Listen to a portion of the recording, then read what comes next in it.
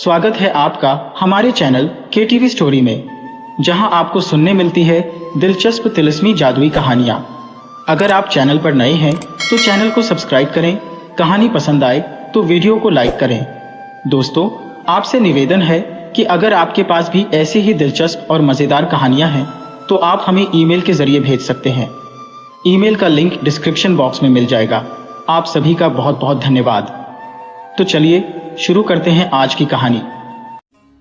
Telephone का तार पोल से अलग करने के बाद वह सब इमारत के कंपाउंड में आ गए। पूरी इमारत अंधकार में डूबी हुई थी, इसलिए कि उन्होंने बिजली के तार पहले ही काट दिए थे। ये आने वाले संख्या में 10 थे। एक पिछली चारदीवारी के पास इस प्रकार खड़ा हो गया था कि पूरे कंपाउंड पर नजर रख सके। दूसरा नौकरों के क्वार्टरों के निकट खड़ा रहा। तीसरा इमारत के सदर दरवाजे पर जम गया और शेष 7 इमारत के अंदर दाखिल हो गए। फिर 4 तो पूरी इमारत में फैल गए और 3 एक कमरे का ताला तोड़कर अंदर दाखिल हो गए। कमरे में कोई मूल्यवान वस्तु नहीं थी। एक और पुराने मगर बड़ी बड़ी ट्रंक एक दूसरे पर रखे हुए थे। एक और एक पुराना सोफा पड़ा हुआ था और इधर उधर कुछ फटे पुराने कपड़े टंगे हुए नजर आ रहे थे। एक सोफा उधेड़ने लगा और दूसरा जल्दी जल्दी ट्रंक हटाने लगा।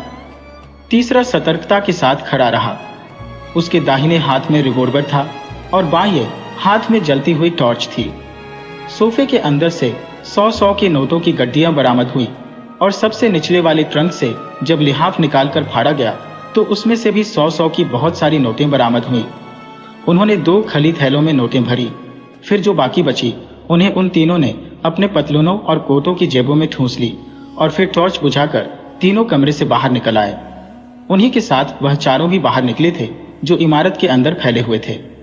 फिर जैसे ही 10 एकत्रित होकर पिछली चारदीवारी की ओर बढ़ने लगे, वैसे ही पीछे से फायरिंग आरंभ हो गई। उन 10 में से एक ने अट्टहास लगाया, फिर गरज कर बोला, मेरा नाम रंधा है, मैं अपना काम कर चुका और अब वापस जा रहा हूं, इस चेतावनी के साथ कि अगर किसी ने मेरा पीछा किया तो वह अपनी मौत का खुद जिम्मेदार होगा। फिर फायरिंग करते हुए वह 10 पिछली चारदीवारी के पास आए और बारी बारी दीवार फलांग कर दूसरी ओर कूदने लगे। अचानक एक आदमी की पसली में गोली लगी और वह चीख मारकर गिर पड़ा। उसके एक साथी ने फौरन उसे उठाकर पीठ पर लादा और दूसरे साथी की सहायता से दीवार पर चढ़कर दूसरी ओर कूद गया। जिसने गर्जना की थी और अपना नाम रंधा बताया था, वह अभी तक सीना ताने खड़ा था। जब 9वां आदमी दीवार पर चढ़ने लगा तो उसने उससे कहा, तुम सब आगे बढ़कर मेरी प्रतीक्षा करो, मैं एक का उत्तर 2 से दिया करता हूँ। 9वें आदमी के कूद जाने के बाद वह भी दीवार फलांग कर दूसरी ओर कूद गया। उसके साथी एक और भागते चले जा रहे थे, मगर वह वहीं एक जगह आड़ लेकर बैठ गया। रिवॉल्वर जेब में रखा और कंधे से टॉमी गन उतारकर दीवार की ओर देखते लगा। कुछ ही क्षण बाद उसे उसी इमारत के कंपाउंड में आदमियों के चलने की आहट महसूस हुई। फिर उसने अनुमान लगाया कि वह लोग पिछली दीवार की ही ओर आ रहे हैं। उसने टॉमी गन की नाल दीवार की ओर उठा दी। फिर उसे आवाजें सुनाई देने लगी। कंपाउंड में लोग इस प्रकार की बातें कर रहे थे, फोन करना बेकार है, चलो चारदीवारी की दूसरी ओर देख लिया जाए। मेरी भी यही राय है, अभी वह अधिक दूर नहीं गए होंगे। अगर हम लोग पुलिस के चक्कर में पड़े तो पुलिस के आते आते वह न जाने कहां निकल आएंगे। फिर आवाजें बंद हो गईं और उसके बाद कंपाउंड की ओर से 2 आदमी पिछली दीवार पर चढ़े और दूसरी ओर कूदने ही जा रहे थे कि तड़ातड़ 2 फायर हुए। दोनों गोलियां उन दोनों के सीने पर पड़ी थी। एक चीख कर कंपाउंड में गिरा था और दूसरा चीखता हुआ दूसरी ओर गिरा था। रंधा ने बदला ले लिया है, वह कर्ज रखने का आदी नहीं है।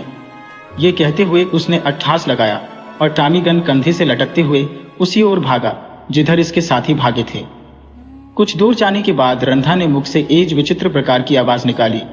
उत्तर में उसे वैसी ही एक दूसरी आवाज सुनाई दी। वह आवाज की ओर दौड़ पड़ा। कुछ ही दूर जाने पर उसके साथी मिल गए। जख्मी की क्या दशा है? रंधा ने पूछा। 2 दिन से अधिक जीवित न रह सकेगा सरदार, एक ने कहा। अच्छा, तुम लोग इसे यहीं रहने दो, मैं इसे अपने साथ ले जाऊंगा और ठीक 2 घंटे बाद तुम लोगों से मिलूंगा। थैले भी यहीं छोड़ जाओ, रंधा ने कहा। वह लोग थैले वहीं रखकर एक और चल पड़े। जब वह नजरों से ओझल हो गए तो रंधा ने जेब से पेट्रोल भरी एक शीशी निकाली और उसे अपने जख्मी साथी के कपड़ों पर खाली करके कपड़ों में आग लगा दी और फिर उसकी खोपड़ी पर एक फायर भी कर दिया। उसके बाद दोनों थैले पीठ पर लाद कर इत्मीनान से एक ओर बढ़ता चला गया। 2 घंटे बाद एक आलीशान इमारत में अपने 8 साथियों सहित बैठा हुआ रंधा शराब पी रहा था। उन्हें देख कोई भी यह नहीं कह सकता था कि वह डाकू है। रात का समय था। रंधा अपने 5 साथियों को लेकर एक इमारत में दाखिल हुआ। हमेशा की तरह उसने इस इमारत में दाखिल होने से पहले बिजली का तार अलग कर दिया था, इसलिए पूरी इमारत में अंधेरा था। 3 को उसने पहरेदारी पर लगाया और 2 को साथ लेकर एक कमरे में दाखिल हो गया। कमरे में मसहरी पर एक आदमी सो रहा था। रंधा ने टॉर्च का प्रकाश इधर उधर डाला, फिर सोने वाले की आंख पर रोशनी डाली। सोने वाला पहले कुलबुलाया, फिर आंखें खोली। उसके बाद हड़बड़ाकर उठ बैठा और हकलाने लगा। तुम लोग कौन हो? मैं रंधा हूं। रंधा ने बड़ी इत्मीनान से कहा। तुम झूठ बोल रहे हो, उस आदमी ने कहा। रंधा तो जेल में था और उसे फांसी की सजा हो गई थी। ठीक कह रहे हो, मगर तुम्हें लूटने के लिए मैं जेल से बाहर आ गया, रंधा ने कहा। फिर फुफकार कर बोला, रंधा को झूठा कहने वाला जिंदा नहीं रहता, मगर कुछ कारणवश मैंने तुम्हें जिंदा छोड़ दिया है। लाओ चाबी निकालो और यह भी सुन लो कि रंधा को कोई जेल में रख ही नहीं सकता। मम, मेरे पास चाबी नन नहीं है। वह आदमी फिर हकलाया। क्या मरना ही चाहते हो? रंधा गरजा। उस आदमी ने चुपके से चाबी निकालकर रंधा को दे दी। रंधा ने अपने एक साथी को चाबी थमा दी। वह आदमी चाबी लिए हुए मसहरी के नीचे घुस गया। उसने मसहरी के नीचे की कालीन हटा दी और एक जमीन बंद तिजोरी उसे दिखाई दी। उसने चाबी से तिजोरी खोली। रंधा अपने दूसरे साथी के साथ खड़ा उस मसहरी वाले को देखता रहा। फिर उसने मसहरी के नीचे वाले साथी की आवाज सुनी। तिजोरी में केवल 2.5 लाख है सरदार, और थोड़े से सोने के बिस्किट हैं। जो कुछ भी मिला है उसे लेकर बाहर आ जाओ, रंधा ने कहा। फिर मसहरी वाले आदमी से बोला, और रुपये कहाँ हैं? बैंक में, उस आदमी ने कहा। बैंक में तो थोड़े से रुपये हैं, रंधा ने कहा। यह तो काला रुपया है।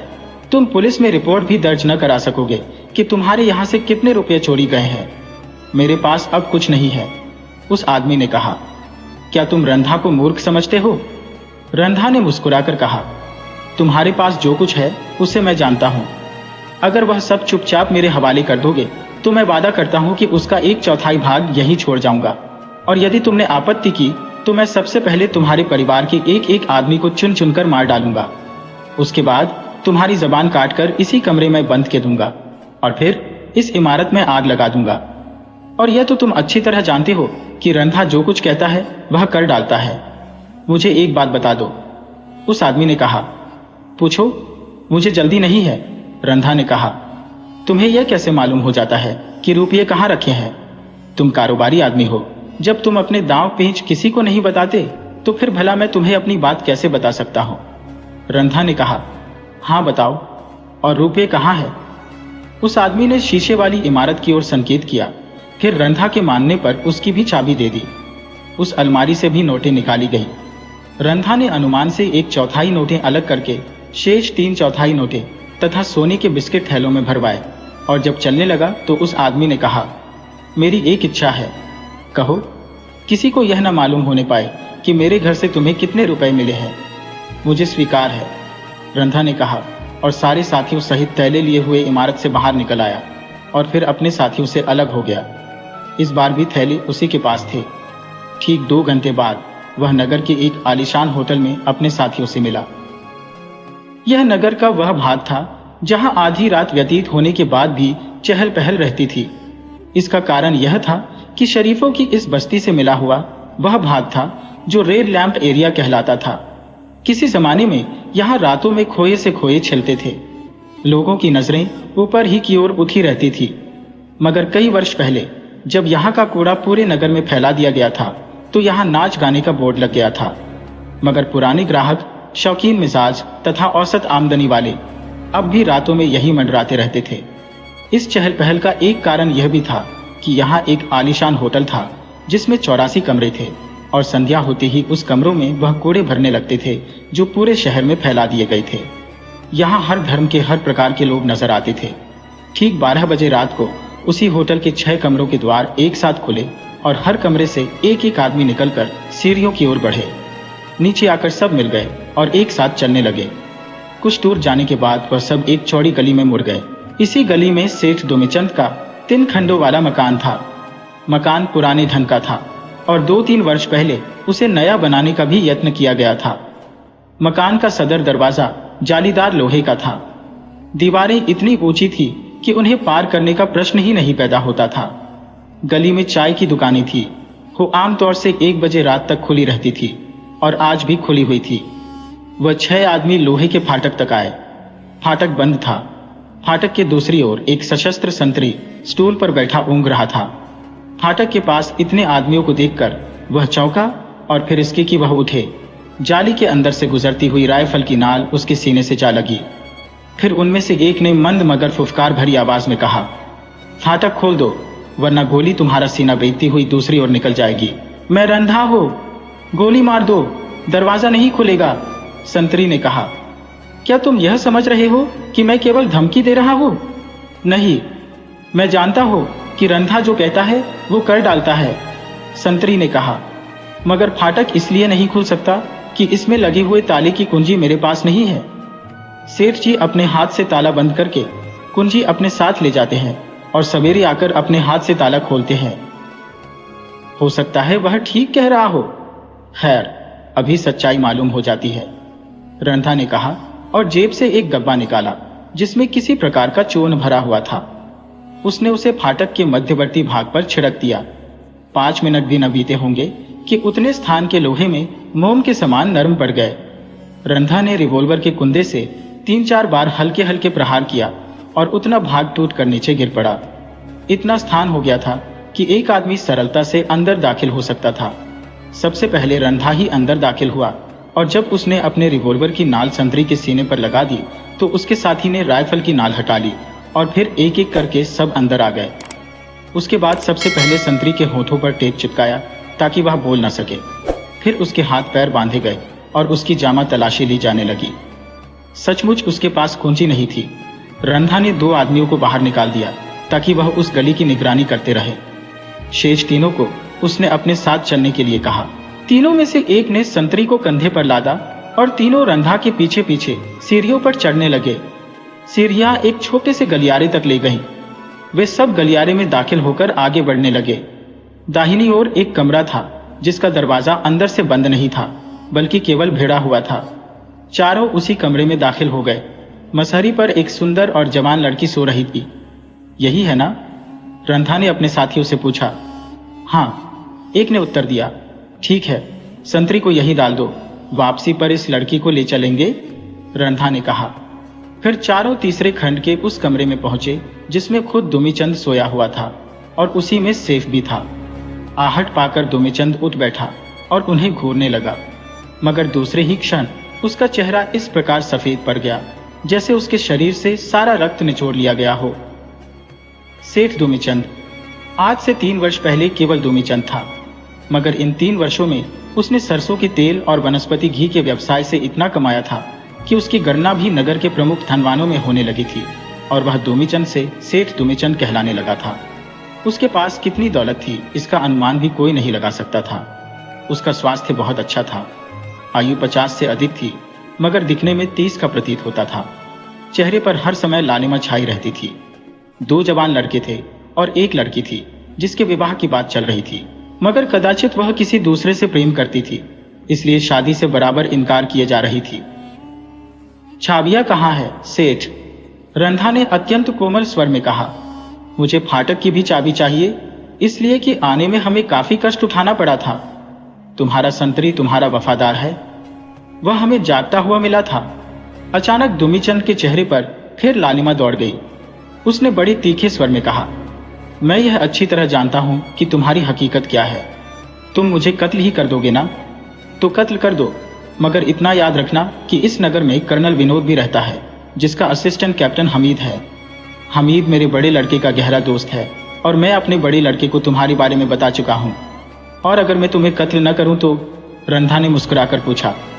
तो मैं अपना मुख बंद ही रखूंगा, दुमिचंद ने कहा। और यह भी हो सकता है कि मैं तुम्हारी आशा से अधिक तुम्हें नजराने के तौर पर रकम दूं। अच्छी बात है, रंधा ने मुस्कुराकर कहा। मैं तुम्हारे वादे पर विश्वास करके वापस जा रहा हूं, लेकिन अपने साथ तुम्हारी लड़की लेता जाऊंगा। जब तुम नजराने की रकम अदा कर दोगे तो मैं तुम्हारी लड़की तुम्हें वापस कर दूंगा। ये नहीं हो सकता, दुमीचंद चीख पड़ा। अच्छी बात है, रंधा ने शांत स्वर में कहा। अब मैं तुम्हारे धन के साथ ही साथ तुम्हारी लड़की वीना को भी ले जाऊंगा और तुम्हें कत्ल भी कर दूंगा। तुम ऐसा नहीं कर सकते, दुमीचंद ने कहा। अब तक रंधा ने जो चाहा है वही हुआ है और अब भी वही होगा जो रंधा ने कहा है, रंधा ने कहा और रिवॉल्वर का ट्रिगर दबा दिया। भयानक चीत्कार के साथ दुमीचंद मसहरी पर तड़पने लगा। रंधा ने उसकी जेब से छाबियां निकाली और अपने साथियों को लिए हुए उस कमरे में पहुंच गया जिसमें तिजोरी थी। ऐसा लग रहा था जैसे उसे हर वस्तु के बारे में मालूम हो कि वह कहाँ है। जब तिजोरी खोलकर नोटें थैलों में भर ली गई तो फिर वह सब उस कमरे में आए जिसमें दुमीचंद की लड़की वीना सो रही थी। संतरी उसी प्रकार पड़ा हुआ था। रंधा ने सोती हुई वीना को बेहोशी की दवा सुंघाई, फिर एक ने वीना को उठाकर कंधे पर लादा और सब नीचे आए। रंधा ने फाटक खोला और सबको लिए हुए गली में आ गया। गली का पहरा देने वाले साथियों को संकेत किया और सब मिलजुल कर आगे बढ़े। गली में चाय की दुकानों पर बैठे हुए लोगों ने उन्हें जाते हुए देखा, मगर किसमें इतना साहस था कि उन्हें टोककर अपनी जान गंवाता। गली के अंत में सड़क पर एक स्टेशन वैगन पड़ी थी। रंधा अपने साथियों तथा थैलों और वीना सहित उसमें बैठ गया और स्टेशन वैगन चल पड़ी। उसके बाद लोग शोर मचाने लगे और कुछ ही क्षण बाद पुलिस की एक जीप रंधा के स्टेशन वैगन के पीछे लग गई, मगर कुछ ही क्षण बाद स्टेशन वैगन से लगातार 2 फायर हुए और 2 धमाकों के साथ पुलिस की जीप लड़खड़ाकर रुक गई। ड्राइवर की चातुर्यता के कारण जीप उलटने नहीं पाई थी और फिर जब जीप ठीक होकर आगे बढ़ी तो रंधा की स्टेशन वैगन का दूर दूर तक पता नहीं था। टेलीफोन की घंटी लगातार बजने के कारण कैप्टन हमीद की आंख खुल गई और वह रिसीवर उठा, माउथपीस में दहाड़ा। हेलो, कैप्टन हमीद मर चुका है। कप्तान साहब, दूसरी ओर से किसी औरत की कपकपाती हुई आवाज आई। मैं 14 जॉर्ज रोड से सीमा बोल रही हूँ। आपने मुझे वीना के साथ देखा था। रंधा मेरी कोठी में दाखिल हो चुका है। हम सब खतरे में हैं और अब मैं कोतवाली फोन करने जा रही हूँ। टेलीफोन की घंटी लगातार बजने के कारण कैप्टन हमीद की आंख खुल गई और वह रिसीवर उठाकर माउथपीस में दहाड़ा। हेलो, कैप्टन हमीद मर चुका है, कप्तान साहब। दूसरी ओर से किसी औरत की कंपाती हुई आवाज आई। मैं 14 जॉर्ज रोड से सीमा बोल रही हूँ। आपने मुझे वीना के साथ देखा था। रंधा मेरी कोठी में दाखिल हो चुका है। हम सब खतरे में हैं और अब मैं कोतवाली फोन करने जा रही हूँ। हमीद ने कुछ कहना चाहा, मगर संबंध कट चुका था। उसने तकिए के नीचे से रिवॉल्वर निकालकर पतलून की जेब में रखा और हैंगर से कोट खींचकर पहनता हुआ बाहर निकला। आज पतलून पहनकर सोना काम आ गया था, वरना पतलून पहनने में काफी समय लगता। बाहर आकर उसने चौकीदार को कुछ आदेश दिए और गैराज से ऑस्टिन निकालकर जॉर्ज रोड की ओर चल पड़ा। पिछले कई महीनों से रंधा का नाम आतंक, विनाश और हत्या का सिंबल बन चुका था। उसके द्वारा डाले जाने वाले डाकों के कारण कोई भी अपना जीवन सुरक्षित नहीं समझता था। अभी कुछ ही दिनों पहले सेठ दुमीचंद की हत्या और उसकी लड़की वीना के अपहरण ने पूरे नगर में सनसनी फैला रखी थी ही कि पुलिस की जीप पर रंधा द्वारा किए गए फायरों ने और आतंक फैला दिया। रंधा 2 बार गिरफ्तार हुआ था, मगर दोनों बार भाग निकला था। पहली बार तो उस समय भाग निकला था जब उस पर मुकदमा चल रहा था, और दूसरी बार उस दिन भागा था जिस दिन उसे फांसी की सजा मिली थी। अभी तक यह भी पता नहीं चल सका था कि रंधा की टोली में कितने आदमी थे और रंधा का शरण स्थल कहाँ था। इस समय हमीद ये सोच रहा था कि कुछ अवसर ऐसे भी आते हैं जब कानून का सहारा लेना ही कानून के विरुद्ध काम करना होता है, जैसे यही रंधा का केस। सेशन में चलने के बाद हाई कोर्ट में चला, मगर नतीजा क्या निकला? समय नष्ट हुआ और दोनों बार रंधा भाग भी निकला। होना तो यह चाहिए था कि जब वह गिरफ्तार हुआ था उसी वक्त उसे गोली मार दी जाती। यही बात उसने विनोद से भी कही थी और विनोद ने बड़ी गंभीरता के साथ उसे समझाया था। बात तो तुमने ठीक कही है, मगर प्रश्न यह है कि गोली मारने वाला कौन होगा? यह अधिकार किसे दिया जाएगा, मुझे या तुमको? और फिर इसकी क्या जमानत होगी कि कल हमारे हाथ किसी निर्दोष पर नहीं उठेंगे? हमीद ने तर्क तो नहीं किया था, मगर संतुष्ट भी नहीं हुआ था। बराबर यही सोचता रहता था कि जब भी उसे रंधा मिलेगा वह रंधा को गोली मार देगा, चाहे परिणाम जो भी हो। और इस समय संयोगवश उसे इसका अवसर मिल गया था। उसने जॉर्ज रोड पहुंचकर गाड़ी रोक दी और उतरकर पैदल 14 नंबर की कोठी के पिछले भाग की ओर चल पड़ा। आज रमेश को न्यूज स्टार के ऑफिस में काफी देर हो गई थी। हाल ही में जो सनसनीपूर्ण घटनाएं नगर में हुई थी उनका विचार करते हुए न्यूज स्टार के एडिटर ने उससे एक विशिष्ट राइटअप लिखने के लिए कहा था। इसी में देर हो गई थी। रमेश में राइटअप में सारा नजला पुलिस पर उतारा था। विनोद की अनुपस्थिति के कारण उसकी हिम्मत और खुल गई थी। यदि विनोद रहा होता तो उसकी लेखनी में इतनी कटुता न होती।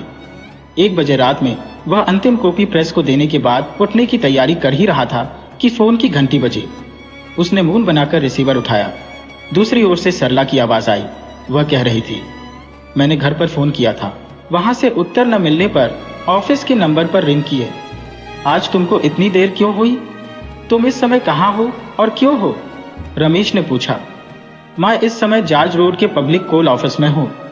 आवाज आई। और क्यों हो? इसका उत्तर यह है कि मैं लालजी की सीमा के साथ वीकेंड शो पिक्चर देखने गई थी। मैं उसी की गाड़ी में गई थी और पिक्चर देखने के बाद उसी की गाड़ी से लौटी भी थी। मैं तो पिक्चर देखने के बाद सीधी घर ही जाना चाहती थी, मगर सीमा जिद करके जॉर्ज रोड ले आई। वहीं होटल में हम दोनों ने भोजन किया। फिर सीमा ने कहा कि वह मुझे अपनी गाड़ी में मेरे फ्लैट पहुंचा देगी, मगर मैंने यह कहकर उससे अपना पीछा छुड़ा लिया कि मैं टैक्सी से चली जाऊंगी। मुझे मेरे फ्लैट तक पहुंचाने के बाद उसे अपने घर तक जाने में काफी देर हो जाएगी।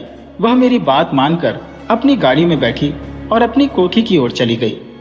मैं सड़क पर खड़ी होकर टैक्सी की प्रतीक्षा करने लगी कि अचानक बिजली फैल हो गई और चारों ओर अंधेरा छा गया। मैं घबराकर सीमा की कोठी की ओर बढ़ी कि अचानक एक स्टेशन वैगन दिखाई पड़ी जो सीमा की कोठी की ही ओर जा रही थी। वह सीमा की कोठी के कुछ इधर ही रुक गई और उसमें से 6 आदमी उतरे।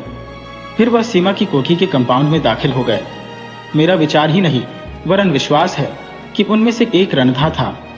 अच्छा, तुम जहां हो वहीं ठहरो, मैं आ रहा हूं, रमेश ने कहा और संबंध कटकर ऑफिस से बाहर निकल आया। दूसरे ही क्षण उसकी मोटरसाइकिल जॉर्ज रोड की ओर जा रही थी। सीमा की कोठी के लगभग 100 गज इधर ही रमेश ने सड़क के नीचे मोटरसाइकिल उतारकर खड़ी कर दी और पैदल चलता हुआ सीमा की कोठी के पिछले भाग की ओर आया और दीवार फलांग कर कंपाउंड में आ गया। सरला का बयान उसे 100% सच मालूम हुआ, इसलिए कि उसने एक सशस्त्र आदमी को कंपाउंड के फाटक पर खड़ा देखा था और एक सशस्त्र आदमी को कंपाउंड में देखा था। उसे पूरा विश्वास हो गया कि रंधा अपने 3 साथियों सहित कोठी के अंदर मौजूद है। वह पांव दबाता हुआ इमारत की ओर बढ़ ही रहा था कि किसी औरत की चीख उसे सुनाई पड़ी और उसका दिल धड़क उठा। चूंकि सीमा सरला की प्यारी सहेली थी, इसलिए रमेश से भी उसकी गाड़ी छनती थी और वह सरला के साथ कई बार सीमा की कोठी पर भी जा चुका था। सीमा उन लड़कियों में से थी जो संकट काल में भी अपने होशवास पर अधिकार रखती हो।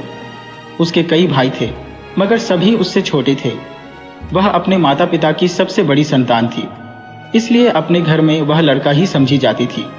अपने पिता के सारे कारोबार में अधिपति थी, डरना जानती ही नहीं थी, स्वतंत्र विचार की थी। इसीलिए न केवल अपनी सहेलियों में बल्कि अपने पिता के मित्रों तथा नगर के सामाजिक क्षेत्रों में भी प्रिय थी। अधिक सुंदर तो नहीं थी, मगर चूंकि बचपन ही से उसे व्यायाम का शौक था, इसलिए उसका शरीर सुगठित था। विश्वविद्यालय तक वह खेलकूद में भाग लेती रही थी। NCC की ट्रेनिंग में उसे बेस्ट क्रेडिट का प्राइज मिला था। निशानेबाजी में फर्स्ट आई थी। सीमा को घोंचू टाइप की लड़कियां बिल्कुल पसंद नहीं थी। वीना उसकी सहेली थी, मगर सीमा के विचारानुसार वीना घोंचू लड़की थी और सरला स्मार्ट, इसलिए सरला से उसकी गाड़ी छलती थी। मगर जब वीना के पिता की हत्या हो गई और वीना का अपहरण हो गया, तो उसने शपथ ग्रहण की कि वह रंधा का पता लगाकर रहेगी और वीना को मुक्त कराएगी। आज सरला को वह जबरदस्ती अपने साथ पिक्चर दिखाने ले गई थी। वापसी पर भोजन करने के बाद जब उसने सरला को उसके फ्लैट पर वापस पहुंचाना चाहा था, तो सरला ने इनकार कर दिया था, इसलिए वह अपनी कोठी चली आई थी। कार गैराज में खड़ी करके अपने सोने वाले कमरे में आई थी। भोजन कर चुकी थी, बस सोना ही सोना था। चौकीदार उसे जागता हुआ मिला था, इसलिए संतुष्ट भी थी। कमरे का दरवाजा अंदर से बंद करके कपड़े बदलने ही जा रही थी कि अचानक लाइट ऑन ऑफ हो गई और इमरजेंसी बल्ब चलने लगा। टेलीफोन का डायल भी चमकता रहा, जिसे उसने खास ढंग से बनवाया था। वैसे तो लाइट का चला जाना कोई खास बात नहीं थी, बहुधा ऐसा होता ही रहता था, मगर आज लाइट ऑन ऑफ होते ही हल्की सी घरघराहट सुनाई देने लगी थी। सीमा ने इमरजेंसी बल्ब बुझा दिया और धीरे से खिड़की खोलकर बाहर की ओर देखने लगी। सड़क का दृश्य साफ दिखाई दे रहा था। कंपाउंड के फाटक से कुछ फासले पर किसी खड़ी गाड़ी की छाया नजर आ रही थी और कंपाउंड में 6 आदमी छाया समान नजर आ रहे थे जो कोठी की ओर बढ़ते चले आ रहे थे। रंधा, वह मन ही मन बड़बड़ाई और जल्दी से खिड़की बंद कर दी। कोई दूसरी लड़की रही हो तो उसके हाथ पैर फूल गए होते या फिर उसने शोर मचाना आरंभ कर दिया होता, मगर उसने ऐसा नहीं किया। उसने पहले कैप्टन हमीद को फोन किया, फिर कोतवाली के नंबर मिलाए। वहां इंस्पेक्टर आसिफ मिला था। संयोगवश वह उस समय कोतवाली में ही मौजूद था। रंधा के मामले में वही तफ्तीश कर रहा था। सीमा उन लड़कियों में से थी जो संकट काल में भी अपने होशावास पर अधिकार रखती हो। उसके कई भाई थे मगर सभी उससे छोटे थे। वह अपने माता पिता की सबसे बड़ी संतान थी, इसलिए अपने घर में वह लड़का ही समझी जाती थी। अपने पिता के सारे कारोबार में अधिपति थी। डरना जानती ही नहीं थी, स्वतंत्र विचार की थी। इसीलिए न केवल अपनी सहेलियों में बल्कि अपने पिता के मित्रों तथा नगर के सामाजिक क्षेत्रों में भी प्रिय थी। अधिक सुंदर तो नहीं थी, मगर चूंकि बचपन ही से उसे व्यायाम का शौक था, इसलिए उसका शरीर सुगठित था। विश्वविद्यालय तक वह खेल कूद में भाग लेती रही थी। NCC की ट्रेनिंग में उसे बेस्ट क्रेडिट का प्राइज मिला था। निशानेबाजी में फर्स्ट आई थी। सीमा को घोंचू टाइप की लड़कियां बिल्कुल पसंद नहीं थी। वीना उसकी सहेली थी, मगर सीमा के विचारानुसार वीना घोंचू लड़की थी और सरला स्मार्ट, इसलिए सरला से उसकी गाढ़ी छलती थी। मगर जब वीना के पिता की हत्या हो गई और वीना का अपहरण हो गया तो उसने शपथ ग्रहण की कि वह रंधा का पता लगाकर रहेगी और वीना को मुक्त कराएगी। आज सरला को वह जबरदस्ती अपने साथ पिक्चर दिखाने ले गई थी। वापसी पर भोजन करने के बाद जब उसने सरला को उसके फ्लैट पर वापस पहुंचाना चाहा था तो सरला ने इनकार कर दिया था, इसलिए वह अपनी कोठी चली आई थी। कार गैराज में खड़ी करके अपने सोने वाले कमरे में आई थी। भोजन कर चुकी थी, बस सोना ही सोना था। चौकीदार उसे जागता हुआ मिला था, इसलिए संतुष्ट भी थी। कमरे का दरवाजा अंदर से बंद करके कपड़े बदलने ही जा रही थी कि अचानक लाइट ONF हो गई और इमरजेंसी बल्ब जलने लगा।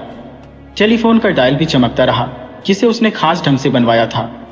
वैसे तो लाइट का चला जाना कोई खास बात नहीं थी, बहुधा ऐसा होता ही रहता था, मगर आज लाइट ONF होते ही हल्की सी घरघराहट सुनाई देने लगी थी। सीमा ने इमरजेंसी बल्ब बुझा दिया और धीरे से खिड़की खोलकर बाहर की ओर देखने लगी। सड़क का दृश्य साफ दिखाई दे रहा था। कंपाउंड के फाटक से कुछ फासले पर किसी खड़ी गाड़ी की छाया नजर आ रही थी और कंपाउंड में 6 आदमी छाया समान नजर आ रहे थे जो कोठी की ओर बढ़ते चले आ रहे थे। रंधा, वह मन ही मन बड़बड़ाई और जल्दी से खिड़की बंद कर दी। कोई दूसरी लड़की रही हो तो उसके हाथ पैर फूल गए होते या फिर उसने शोर मचाना आरंभ कर दिया होता, मगर उसने ऐसा नहीं किया। उसने पहले कैप्टन हमीद को फोन किया, फिर कोतवाली के नंबर मिलाए। वहां इंस्पेक्टर आसिफ मिला था। संयोगवश वह उस समय कोतवाली में ही मौजूद था। रंधा के मामले में वही तफ्तीश कर रहा था। टेलीफोन करके वह संतुष्ट हो गई। उसे विश्वास था कि आज रंधा अवश्य गिरफ्तार हो जाएगा। रंधा के डाके डालने का तरीका ऐसा था कि कोई कुछ कर ही नहीं पाता था। अभी तक तो ऐसा नहीं हुआ था कि ठीक समय पर पुलिस पहुंच सकी हो, मगर आज पुलिस के पहुंचने की 100% संभावना थी। सीमा के संतोष के कुछ और कारण भी थे, जैसे यह कि वह जानती थी कि कोठी में बहुत थोड़े रुपए हैं। उसके पिता लालजी काला धन घर या लोकर में रखने के कायल नहीं थे, और यह कि जो रुपये और आभूषण थे भी तो वह ऐसे स्थान पर और इस प्रकार रखे हुए थे कि उन्हें प्राप्त करने में कम से कम आधा घंटा अवश्य लग सकता था, और सीमा के अनुमान के अनुसार पुलिस 10 मिनट में वहां पहुंच सकती थी। वह कदमों की आहट सुनती रही। आने वाले उसके कमरे के सामने सर गुजरते हुए आगे बढ़ते रहे। फिर पहले दरवाजा खुलने की आवाज सुनी, उसके बाद लालजी की नींद में डूबी हुई आवाज उसके कानों में पड़ी। कौन है? रंधा, तुम्हारी लड़की। सीमा कहाँ है? एक क्षण के लिए सीमा का दिल यह सोचकर धड़क उठा कि क्या वीना के सामने उसे भी रंधा अपने साथ ले जाना चाहता है। फिर उसने सिर झटक दिया। कानों में इस प्रकार की आवाजें पड़ती रही। वह सिनेमा गई थी, अभी तक नहीं लौटी। तुम झूठ बोल रहे हो लालजी, वह कोठी में मौजूद है। तो फिर तलाश कर लो, मुझसे क्यों पूछ रहे हो? सेफ की कुंजी कहाँ है? ये लो, इनमें 2 अलमारियों की भी चाबियां हैं, मगर तुम्हें निराशा ही होगी रंधा। इसलिए कि मुश्किल से 4-5 हजार पा सकोगे। इतनी रकम तो मैं तुम्हें वैसे भी दे सकता था। कुछ क्षणों तक खड़ खड़ की आवाज सुनाई देती रही, फिर आवाजें आने लगी। सीमा का बेडरूम किधर है? इस कोठी में 12 कमरे हैं और हर कमरा उसका बेडरूम है। अच्छी बात है, मैं पता लगा लेता हूँ। तुम लोग पूरी कोठी में फैल जाओ और हर कमरे का दरवाजा खटखटाकर यह ऐलान कर दो कि अगर 5 मिनट के अंदर सीमा अपने पिता लालजी के बेडरूम में नहीं पहुंची तो लालजी को कत्ल कर दिया जाएगा। फिर दरवाजों के खटखटाने की आवाजें सीमा को सुनाई देने लगी। जब उसके कमरे का दरवाजा खटखटाया गया तो उसने रेडियम डायल वाली अपनी रिस्ट वॉच देखी। कोतवाली फोन किए हुए 10 मिनट बीत चुके थे और अब तक पुलिस का पता नहीं था। एक बार फिर उसका दिल धड़क उठा, ये सोचकर कि रंधा जो कुछ कहता है उसे कर भी डालता है। उसे अपनी जान का मोह नहीं था, मगर वह अपने पिताजी को कत्ल होना नहीं देखना चाहती थी। उधर रंधा के दिए हुए समय में केवल 1 मिनट रह गया था। उसकी आंखों से आंसू बहने लगे। उसने कपकपाते हाथों से कमरे की चिटकिनी गिराकर दरवाजा खोला और बाहर निकली। एक एक कदम मन भर का हो रहा था। अपनी समझ में वह बड़ी तेजी से अपने पिता के बेडरूम की ओर बढ़ी, मगर उस कमरे के दरवाजे पर पहुंचते हो उसके कदम लड़खड़ा गए और वह चीख पड़ी, डैडी। हमीद सीमा की कोठी के पिछले भाग की ओर आया था। इस तरह उसे मालूम था कि रंधा अपने आदमियों के साथ जिस इमारत में दाखिल होता है उस इमारत के पिछले भाग पर अपना आदमी अवश्य तैनात रखता है। इसलिए उसने एक कंकरी उठाकर अंदर कंपाउंड में फेंकी, मगर जब कोई प्रतिक्रिया प्रकट नहीं हुई तो वह दीवार पर चढ़ गया और धीरे से कंपाउंड में उतर गया। उसने देखा कि एक आदमी दीवार की ओर से पोजीशन लेता हुआ कंपाउंड की ओर बढ़ रहा है और फिर दूसरी ओर भी उसे एक आदमी की झलक दिखाई दी जो उसके अनुमान के अनुसार रंधा की टोली का आदमी नहीं हो सकता था। वह पेट के बल रेंगता हुआ इमारत की ओर बढ़ने लगा। फिर जैसे ही कॉरिडोर में पहुंचा वैसे ही एक कमरे के दरवाजे के निकट उसे एक औरत की परछाई दिखाई दी। वह उधर बढ़ा ही था कि कंपाउंड की ओर से एक चीख की आवाज आई और फिर उस औरत की चीख उभरी जो परछाई रूप दिखाई दी थी। और फिर हमीद ने उस औरत को गिरते हुए देखा। हमीद तेजी से उस औरत की ओर बढ़ा। उसी समय उस कमरे से 3 आदमी निकले जिसके सामने वह औरत गिरी थी। तीनों में से एक उस औरत को उठाने के लिए झुका ही था कि हमीद उसके सिर पर पहुंच गया और गरज कर बोला, अपने हाथ को ऊपर उठा लो वरना मैं गोली मार दूंगा। मगर उन्होंने हाथ उठाने के बजाय हमीद पर हमला कर दिया और हमीद ने अपने बचाव के लिए फायर करना आरंभ कर दिया, मगर इसका विचार रखा था कि गोलियां सीने पर न पड़ने पाए। एक के बाद दूसरी और तीसरी चीख उभरी। क्या हो रहा है? कमरे के अंदर से गरजदार आवाज आई, इतनी गोलियां क्यों चलाई जा रही है? एम पुलिस, बाहर से एक ने कराहते हुए कहा। इतने में हमीद कमरे के अंदर दाखिल हो गया था। कमरे में इमरजेंसी बल्ब जल रहा था। उसने उसकी रोशनी में रंधा और लालजी को देखा। रंधा कमरे में हमीद को देखकर चकित रह गया। हमीद ने न तो खुद रंधा पर फायर किया और न उसने रंधा को इतना अवसर दिया था कि वह उस पर फायर करता। उसने रंधा पर छलांग लगा दी थी और रंधा को रगेदता हुआ दीवार तक ले गया था। बाहर रंधा के तीनों साथी कराहते हुए उसी कमरे के दरवाजे की ओर बढ़ रहे थे। शायद वह सब अपने सरदार रंधा को बचाना चाहते थे, मगर वे सफल न हो सके, इसलिए कि रमेश रंधा के उन साथियों को खत्म करके वहां पहुंच गया था जो कंपाउंड की देखभाल पर तैनात थे। ठीक उसी समय सर्च लाइट का प्रकाश उस पर पड़ा। उसने सोचा कि अब तो पुलिस आ ही गई, इसलिए खिसक जाना चाहिए, मगर उसी समय उसे एक औरत की चीख सुनाई दी जो कह रही थी, तुम डैडी को देखो, मेरी चिंता मत करो। इतना कहकर वह फिर चीखने लगी। पहले तो रमेश समझ ही न सका कि मामला क्या है, मगर जब ध्यान से देखा तो पता चला कि उन तीनों में से एक ने उस औरत को पकड़ लिया है। उसने उस औरत को पहचान भी लिया, वह सीमा थी। उन तीनों ने जब रमेश को देखा तो बौखला गए, फिर सीमा को छोड़कर फायर करते हुए कंपाउंड की ओर भागे। रमेश वहीं रुका रहा। उसी समय रंधा कमरे से बाहर निकला। उसके हाथों में चामी गन थी। वह अंधाधुंध फायरिंग कर रहा था। उसे इसकी भी चिंता नहीं थी कि उसकी गोलियों का निशाना कौन बन रहा है। वह अपने ही एक साथी की लाश पर पांव रखता हुआ बाहर आ गया और एक खंभे की आड़ लेकर फायरिंग करता रहा। रमेश पहले तो चीखता गया था, फिर पेट के बल रेंगता हुआ रंधा की ओर बढ़ने लगा। रंधा का विचार था कि रमेश उसकी गोलियों का निशाना बन गया होगा, इसलिए वह रमेश की ओर से निश्चित था और रमेश को भी यह नहीं मालूम था कि उसके पीछे भी कोई रेंगता हुआ आ रहा है। वह रेंगता हुआ रंधा के निकट पहुंच गया और उसके पैरों को पकड़कर झटका दिया। रंधा ने टामीगन की नाल नीचे की ओर झुकाना चाहिए ताकि रमेश पर फायर करे, मगर उसी समय एक भरपूर हाथ उसकी गुद्दी पर पड़ा और वह लहराकर गिर पड़ा। फायरिंग बंद कीजिए। रमेश ने अपने पास ही हमीद की आवाज सुनी और चौंक कर दाहिनी ओर देखा। हमीद रंधा पर सवार था और उस पर घूंसे बरसा रहा था। उसकी टामीगन दूर पड़ी हुई थी। फायरिंग बंद हो गई और फिर इंस्पेक्टर आसिफ दिखाई पड़ा। उसके अधरों पर विजय मुस्कान थी।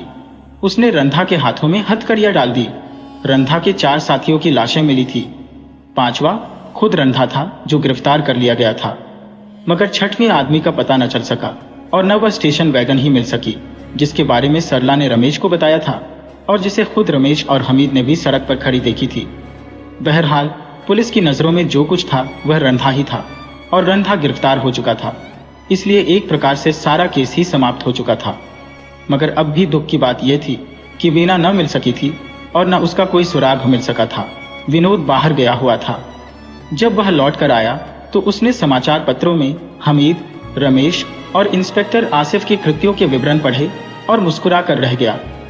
आपने किसी प्रकार की आलोचना नहीं की, हमीद ने कहा। मैं अधिक से अधिक बधाई दे सकता हूं, विनोद ने कहा। सच्ची बात यह है कि आसिफ अकारण ही क्रेडिट ले रहा है, उसने तो कुछ किया ही नहीं। रह गया रमेश। तो विश्वास कीजिए कि अगर मैं न पहुंच गया होता तो रंधा की टामीगन ने उसकी खोपड़ी हजारों भागों में विभाजित कर दी होती। तुम लाल जी के कमरे में क्या कर रहे थे? विनोद ने पूछा। तुम्हें तो रंधा के पीछे ही कमरे से निकलना चाहिए था। मैं रंधा के पीछे झपटा था, मगर ठोकर लग जाने के कारण गिर पड़ा, हमीद ने कहा।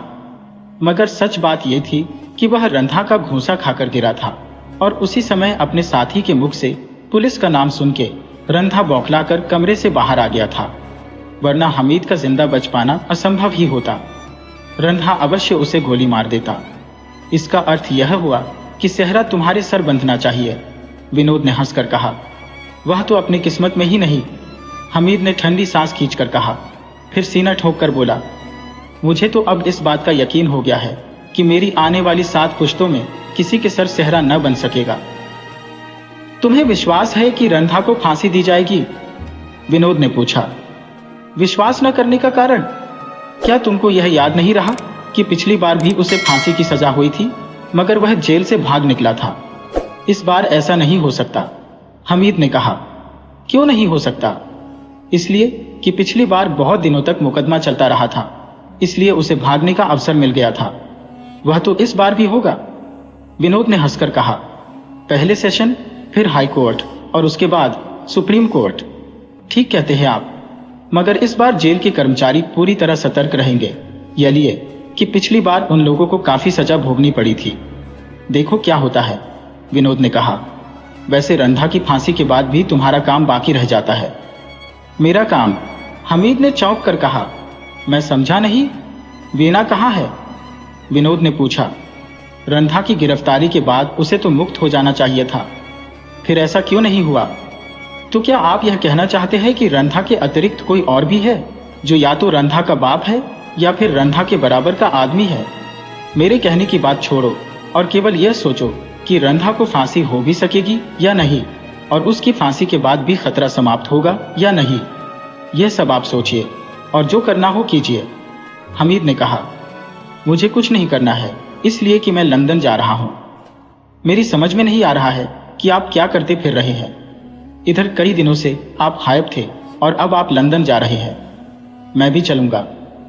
नहीं, तुम्हें तो यहां रहकर रंधा को फांसी दिलानी है, विनोद ने कहा। वह तो हो ही जा।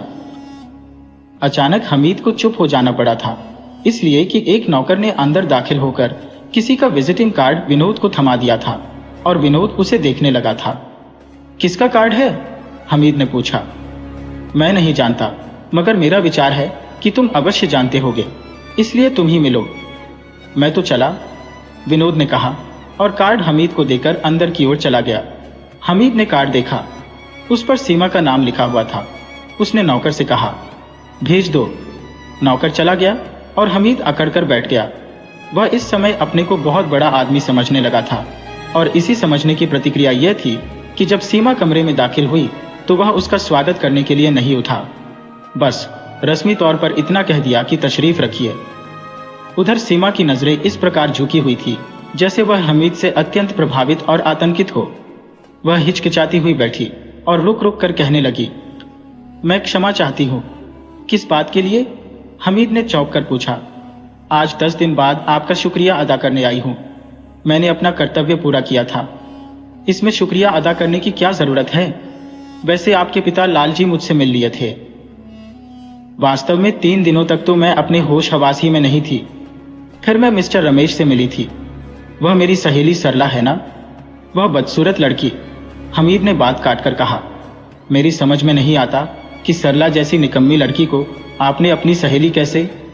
सीमा लाखों में एक है। इस बार सीमा ने बात काटी। हाँ, तो मैं यह कह रही थी कि इन्हीं कारणों से एक एक दिन व्यतीत होता गया और मैं आपसे न मिल सकी। आप लोगों ने जो कारनामा किया है उसकी प्रशंसा करना सूरज को चिराग दिखाना है। आप लोगों की यह कृति तो भुलाई ही नहीं जा सकती।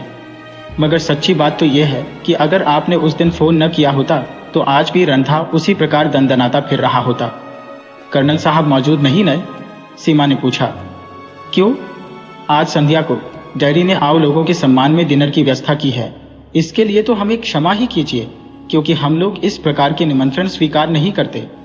यह हमारा सिद्धांत है। बात अब सिद्धांत की आ गई है तब तो मैं कुछ नहीं कह सकती। अच्छा, अब आज्ञा दीजिए, सीमा ने कहा और उठ गई। हमीद को सलाम किया और मुड़कर दरवाजे की ओर बढ़ी। हमीद ने सोचा कि यह तो कुछ भी नहीं हुआ, अब आगे भी सीमा से बेतकल्लुफ होने का कोई साधन नहीं रहेगा, इसलिए वह उठा और दरवाजे की ओर बढ़ा।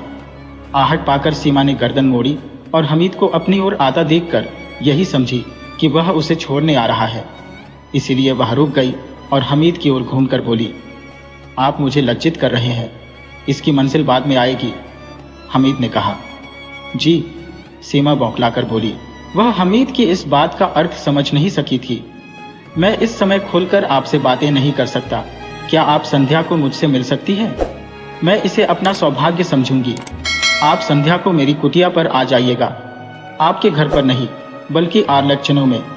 मुझे स्वीकार है। 7:30 बजे मैं लाउंज में मिलूंगा, हमीद ने कहा और अचानक चौंक पड़ा, क्योंकि पहले तो उसने यही सोचा था कि सीमा खुद अपनी कार ड्राइव करके आई है, मगर अब वह कार की ड्राइविंग सीट पर एक आदमी को देख रहा था। वह आदमी भी बराबर हमीद को घूरे जा रहा था। सीमा कार में बैठ गई और कार स्टार्ट होकर कंपाउंड के फाटक से गुजर भी गई, मगर हमीद वहीं खड़ा रहा। वह उसी आदमी के बारे में सोच रहा था तो अपरिचित ही, मगर हमीद को यही लग रहा था कि उसने उस आदमी को पहले भी देखा था, मगर यह याद नहीं आ रहा था कि उसे कब और कहां देखा था।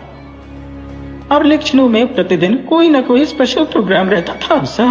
आरलक्षणों के व्यवस्थापक इस बात को अच्छी तरह समझ चुके थे कि ये प्रकार के प्रोग्राम से तीसरे चौथे दिन ही उकताहट महसूस होने लगती है। इसलिए वह दूसरे तीसरे दिन प्रोग्राम बदलते रहते थे और इस परिवर्तन में भी इसका विचार रखते थे कि कल जो प्रोग्राम प्रस्तुत किया गया था उसी प्रोग्राम को आज कुछ नवीनता के साथ प्रस्तुत किया जाए। आज भी डांस ही का प्रोग्राम था, मगर शर्त यह थी कि डांस वाले हाल में वही लोग दाखिल हो सकते थे जिन्होंने हाल में दाखिल होने का टिकट लिया होगा। दूसरी शर्त यह थी कि टिकट लेकर हाल में दाखिल होने वाला हर व्यक्ति स्टेज पर 3 मिनट तक अपने नृत्य का प्रदर्शन करेगा। नारी और पुरुष का कोई प्रतिबंध नहीं था। जो डांस करना न जानता हो वह भी स्टेज पर जा सकता था। फ्रांसीसी डांसर मादाम सर डांस सिखाएंगी। हमीद ने अपने लिए 2 टिकट प्राप्त किए थे। प्रोग्राम 9 बजे आरंभ होने वाला था और उसने सीमा को 7:30 का समय दिया था। विचार था कि 8 या 8:15 बजे तक डिनर से अवकाश मिल जाएगा और फिर कुछ देर आराम करने के बाद वह प्रोग्राम में भाग ले सकेगा, और यदि मूड आएगा तो वह भी मादाम जायरे के साथ अपने डांस का प्रदर्शन करेगा। उसने 5 बजे से ही तैयारी आरंभ कर दी थी, मगर हर समय यह डर लगा रहा था कि कहीं विनोद द्वारा कोई बाधा न उत्पन्न हो जाए, पर ऐसा नहीं हुआ। घर से रवाना होने से पहले विनोद उससे मिला था और यह कहकर कोठी से बाहर निकल गया था कि वह एक रिटायर्ड फौजी के साथ तारजाम जा रहा है। सारांश यह कि बन संवर कर पूरी आजादी के साथ हमीद ठीक 7 बजे आरलक्षणों पहुंच गया। 7:30 बजे तक लाउंज में रहा, फिर डाइनिंग हॉल में बैठ गया। कॉफी मंगाई और हल्की हल्की चुस्कियों के साथ सीमा की प्रतीक्षा करने लगा। जिस प्रकार हवा का झोंका आता है और गुजर जाता है, उसी प्रकार हजारों लड़कियां हमीद के जीवन में आकर चली गई थी। हमीद ने न किसी के लिए बेचैनी महसूस की थी, न किसी के चले जाने के बाद उसका दिल तड़पा था, और न वह किसी लड़की का बंदी बनकर रहा था। पर सच्ची बात तो यह थी कि वह खुद ही लड़कियों से जल्द ही घबरा जाता था और खुद ही उन्हें छोड़कर किसी नई लड़की की तलाश में लग जाता था। लड़कियों से ज़बानी छेड़छाड़ के आगे वह नहीं जाता था। सीमा उसके लिए नई ही लड़की थी, अधिक सुंदर तो नहीं थी, मगर उसकी दूसरी विशेषताएं किसी को भी अपनी ओर आकृष्ट कर सकती थी। फिर वह तो हमीद था। सीमा हाल में दाखिल होती हुई नजर आई। इस समय भी उसके वस्त्रों में सादगी थी और मेकअप भी अत्यंत साधारण सा था। उसके साथ एक आदमी था जिससे वह हंस हंस कर बातें कर रही थी। यह वही आदमी था जिसको वह सीमा की कार ड्राइव करते हुए देख चुका था। सीमा का उससे इस प्रकार हंस हंस कर बातें करना हमीद को बुरी प्रकार खल रहा था, और यह भी महसूस कर रहा था कि वह आदमी उसे बुरी प्रकार घूर रहा था। वह सोचने लगा कि यदि अवसर मिला तो वह सीमा से उसके बारे में अवश्य पूछेगा। इस समय भी उसे यह याद नहीं आ रहा था कि उसने उस आदमी को कब और कहां देखा था, लेकिन फिर भी उसे ऐसा लग रहा था जैसे यह वही आदमी है जिसकी उसे तलाश है। उस आदमी के साथ सीमा हमीद की मेज तक आई, मगर वह आदमी बैठा नहीं, फौरन ही वापस चला गया और सीमा मुस्कुराती हुई हमीद के सामने बैठ गई और बोली, कदाचित मुझे कुछ देर हो गई। मैं उस वक्त तक आपका इंतजार करता रहता जब तक यह होटल बंद न होता, हमीद ने स्वप्निल स्वर में कहा। सीमा की मुस्कान गहरी हो गई और हमीद यह सोचकर हर्षित हो उठा कि पहला ही तीर ठीक निशाने पर बैठा, इसलिए चहक कर बोला, डिनर में आपके लिए कोई स्पेशल आइटम? जो भी आप पसंद करेंगे वही मेरे लिए स्पेशल आइटम होगा, सीमा ने कहा। हमीद ने मीनू को देखकर बैरा को ऑर्डर दिया और फिर सीमा की ओर देखने लगा, जिसकी नजरें हाल का निरीक्षण कर रही थी। उसने उसे संबोधित करके कहा, रमेश आपसे मिला था? हाँ, मगर सरला के साथ। वह भी रंधा की गिरफ्तारी पर हर्षित है। आपका ड्राइवर कितने दिनों से आपके साथ है? हमीद ने पूछा। ड्राइवर? सीमा चौंक कर बोली, मैं तो खुद ही कर ड्राइव करती हूँ। ड्राइवर तो आमतौर से पिताजी के साथ रहता है। इस समय जो साहब आपके साथ आए थे? ओह, सीमा हंसने लगी, फिर बोली, वह ड्राइवर नहीं है, मगर वह यही पसंद करते हैं कि उनका व्यक्तित्व किसी पर न प्रकट किया जाए। क्या मुझे भी आप उनके बारे में कुछ बताना पसंद नहीं करेंगी? विवशता है कप्तान साहब, मैं उन्हें वचन दे चुकी हूँ, सीमा ने कहा। बस इतना कह सकती हूँ कि वह एक बड़े आदमी है, लेकिन आजकल अपने कारोबारी मामलों के कारण अपने व्यक्तित्व को छिपाए रखना चाहते हैं और लोगों के सामने भी रहना चाहते हैं। इसका अर्थ तो यह हुआ कि वह मेकअप में थे? जी हाँ, सीमा ने कहा। हमीद ने कुछ और पूछना उचित नहीं समझा। बैरा भी आकर मेज पर खाना लगाने लगा था। जब वह खाना लगाकर चला गया तो सीमा ने कहा, मैं खुद आपसे मिलना चाहती थी। मैं अपनी खुशकिस्मती पर अपने सितारों को मुबारकबाद दूंगा, हमीद ने कहा। आप मुझे बनाने की कोशिश कर रही हैं? सीमा कहकर हंसने लगे। आपको तो अल्लाह ने अपने हाथों से बनाया है, फिर मैं क्या बनाऊंगा, हमीद ने कहा। फिर फौरन पूछा, मुझसे मिलने की इच्छा के पीछे मेरा सम्मान बढ़ाना या मेरे योग्य कोई सेवा थी? देखिए कप्तान साहब, अगर आप इस स्वर में मुझसे बातें करेंगे तो मैं उठकर चली जाऊंगी या फिर खामोश बैठी रहूंगी। आप मेरी हंसी उड़ा रहे हैं, बड़ी मुसीबत है, हमीद ने कौर कराट से नीचे उतारते हुए कहा। मैं जब अपनी हार्दिक भावनाओं का प्रदर्शन करता हूँ तो लोग समझते हैं कि मैं उनकी हंसी उड़ा रहा हूँ, और जब घरेलू किस्म की बातें करता हूँ तो लोग सोचते हैं कि मैं लड़कियों से बेतकल्लुफ होने की कोशिश कर रहा हूँ। लोग क्या कहते हैं और क्या सोचते हैं, इससे मुझे कोई मतलब नहीं। मैं केवल अपनी बात कर रही हूँ। मुझे इस प्रकार का स्वर पसंद नहीं। भोजन पच तो जाएगा ना, हमीद ने कहा। अगर आप इसी प्रकार की बातें करते रहे तो कदाचित न बच सके, मगर मैंने तो सुना था कि भोजन करते समय होने वाली बातें चूरन का काम करती है, हमीद ने कहा। अवश्य, लेकिन शर्त यह है कि बातें सुखदायी हो। शेक्सपियर ने कहा था कि उसने जो कुछ कहा था वह 300 साल पहले कहा था, सीमा ने बात काट कर कहा। आज की दुनिया दूसरी है, मगर कुछ सर्वकालीन सच्चाइयां भी होती है। सर्वकालीन सच्चाई केवल एक है, और वह है व्यक्तित्व का प्रदर्शन। अगर इसको सच समझ लिया जाए तो फिर यह भी मानना पड़ेगा कि रंधा के सारे कारनामे उसके व्यक्तित्व के प्रदर्शन ही थे। व्यक्तित्व का प्रदर्शन इस प्रकार होना चाहिए कि संघर्ष ना हो। सीमा ने कहा, यही संघर्ष अपराधों को जन्म देता है।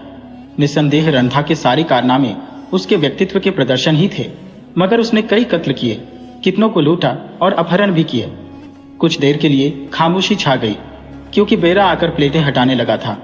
जब मेज साफ हो गई और बेरा चला गया तो हमीद ने कहा, आपसे मैं तर्क करना नहीं चाहता, मगर आपसे मुझे कुछ बातें अवश्य कहनी है। लेकिन उससे पहले आपको यह बताना पड़ेगा कि आप मुझसे क्यों मिलना चाहती थी। बहुत सारी बातें थी जो फिलहाल गुड़मुड़ हो गई हैं, इसलिए थोड़ी देर बाद कह सकूंगी। हाँ, ये बताइए कि रंधा को फांसी कब होगी? आप ये क्यों जानना चाह रही है? हमीद सतर्क होकर बैठ गया।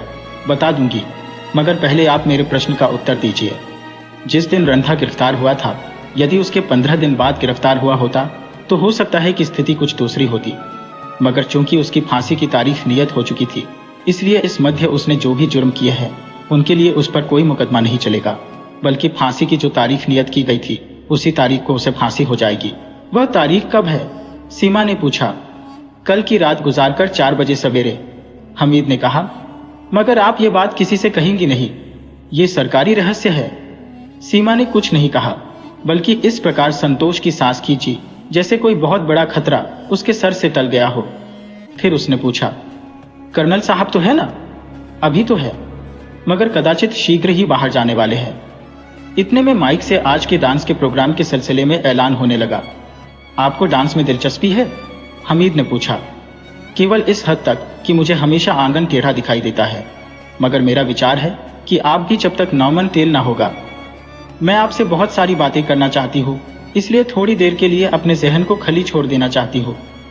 तो फिर उठिए, डांस वाले हाल में चलें।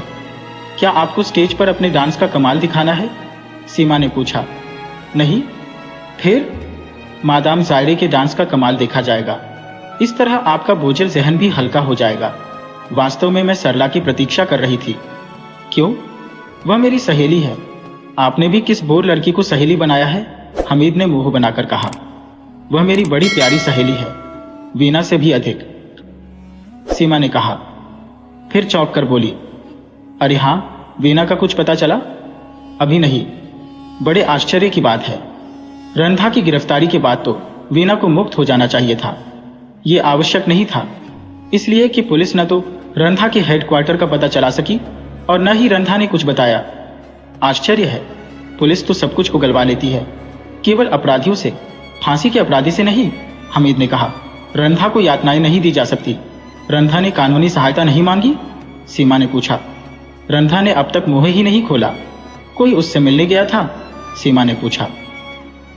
उसका वकील, जिसने उसके मुकदमे की पैरवी की थी, और 2 आदमी जिन्होंने अपने को रंधा का संबंधी बताया था। वह दोनों सीधे सादे देहाती थे। हमीद ने कहा। हो सकता है वह दोनों वीना के बारे में जानते रहे हो। उनसे पूछगछ की गई थी, मगर उन्होंने कस्में खा खाकर अनभिज्ञता प्रकट की थी, फिर उन्हें छोड़ दिया गया था। रंधा का वकील कौन है? सीमा ने पूछा।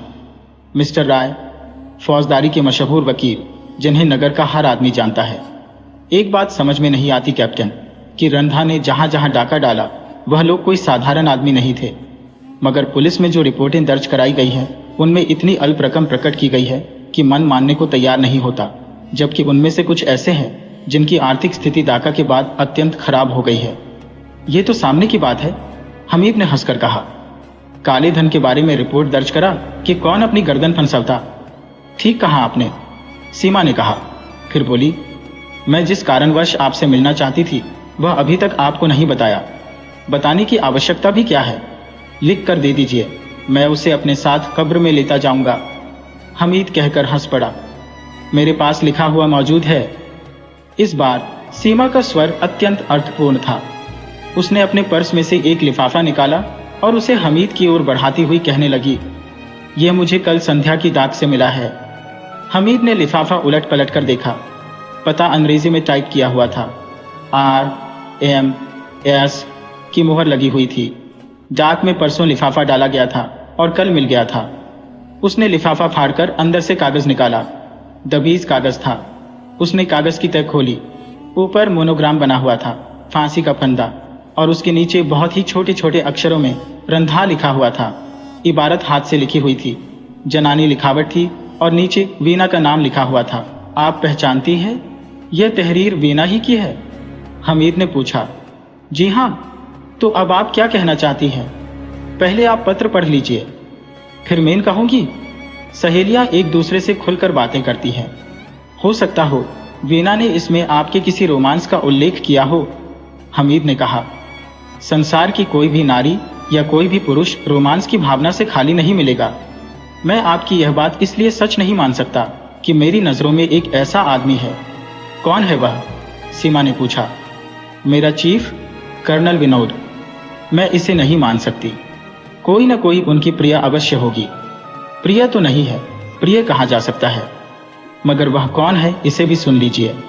सांप, पहाड़, नदी, सागर इत्यादि। कभी कभी सार्विक सिद्धांत को सिद्ध करने के लिए अपवादित का होना आवश्यक होता है। अरे बाप रे, इतने गाढ़े गाढ़े शब्द, हमीद ने हंसकर कहा। फिर पूछा, आपने तर्कशास्त्र पढ़ा है या दर्शन शास्त्र?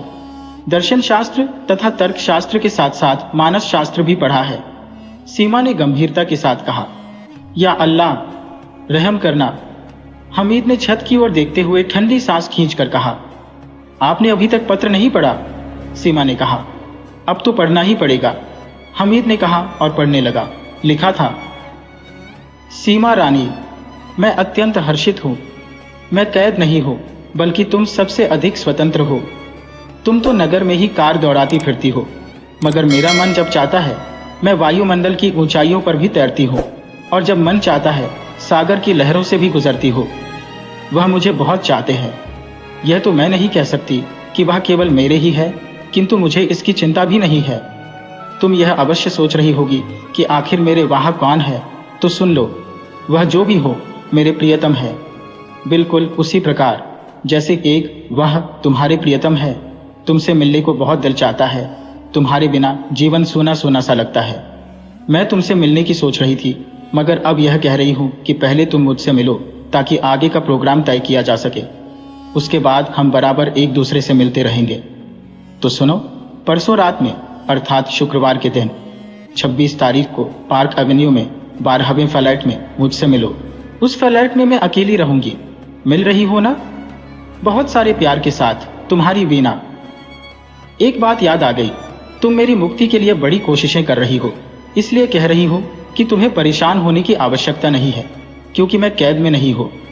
पिताजी के मरने का मुझे भी दुख है, मगर अब हो ही क्या सकता है। हमीद ने ठंडी सांस खींचकर कागज और लिफाफा दोनों ही सीमा की ओर बढ़ा दिया। फिर बोला, अब अगर आप कहें तो मैं आपको अवांगारिज्म पर बोर करूं, अर्थात जो कुछ आज है वही जीवन का अर्जित है, भूत और भविष्य बकवास है। क्या मैं वीना से मिलूं? सीमा ने पूछा। मगर यह भी तो संभव है कि यह किसी प्रकार का जाल हो। हाँ, हो सकता है।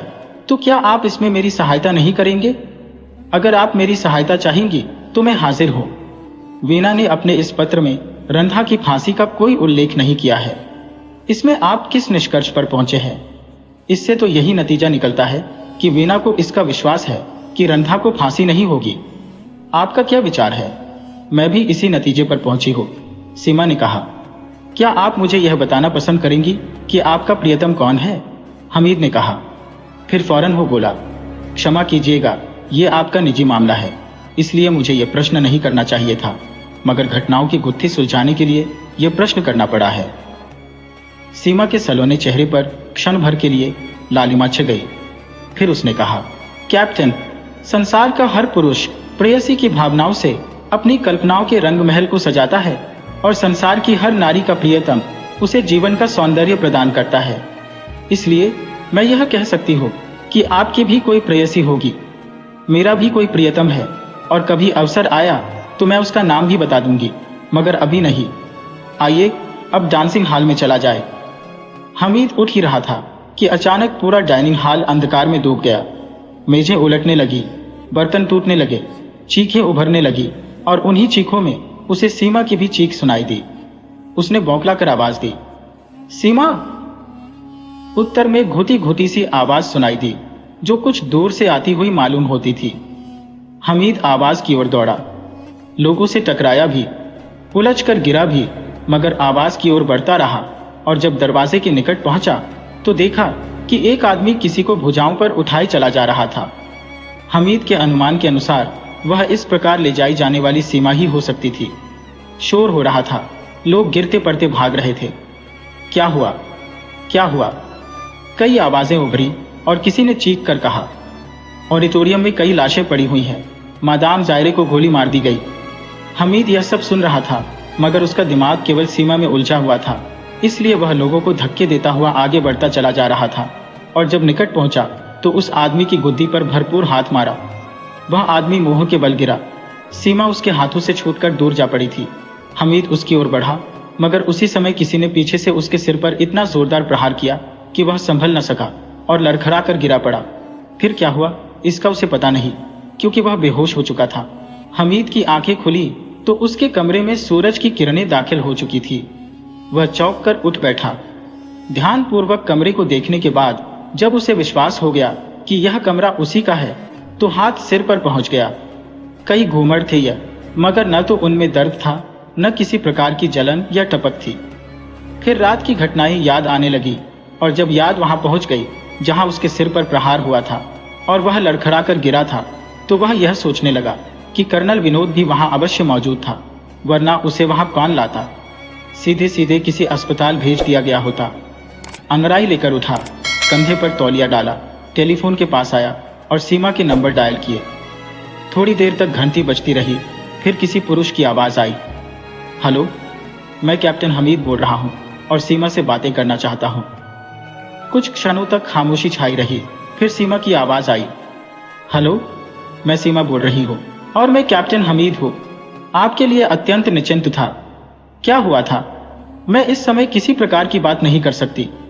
ठीक है, फिर बातें होंगी, हमीद ने कहा और संबंध काट दिया। वह समझ गया था कि शायद फोन रिसीव करने वाला टेलीफोन के पास ही खड़ा था, इसलिए सीमा ने कोई बात नहीं की।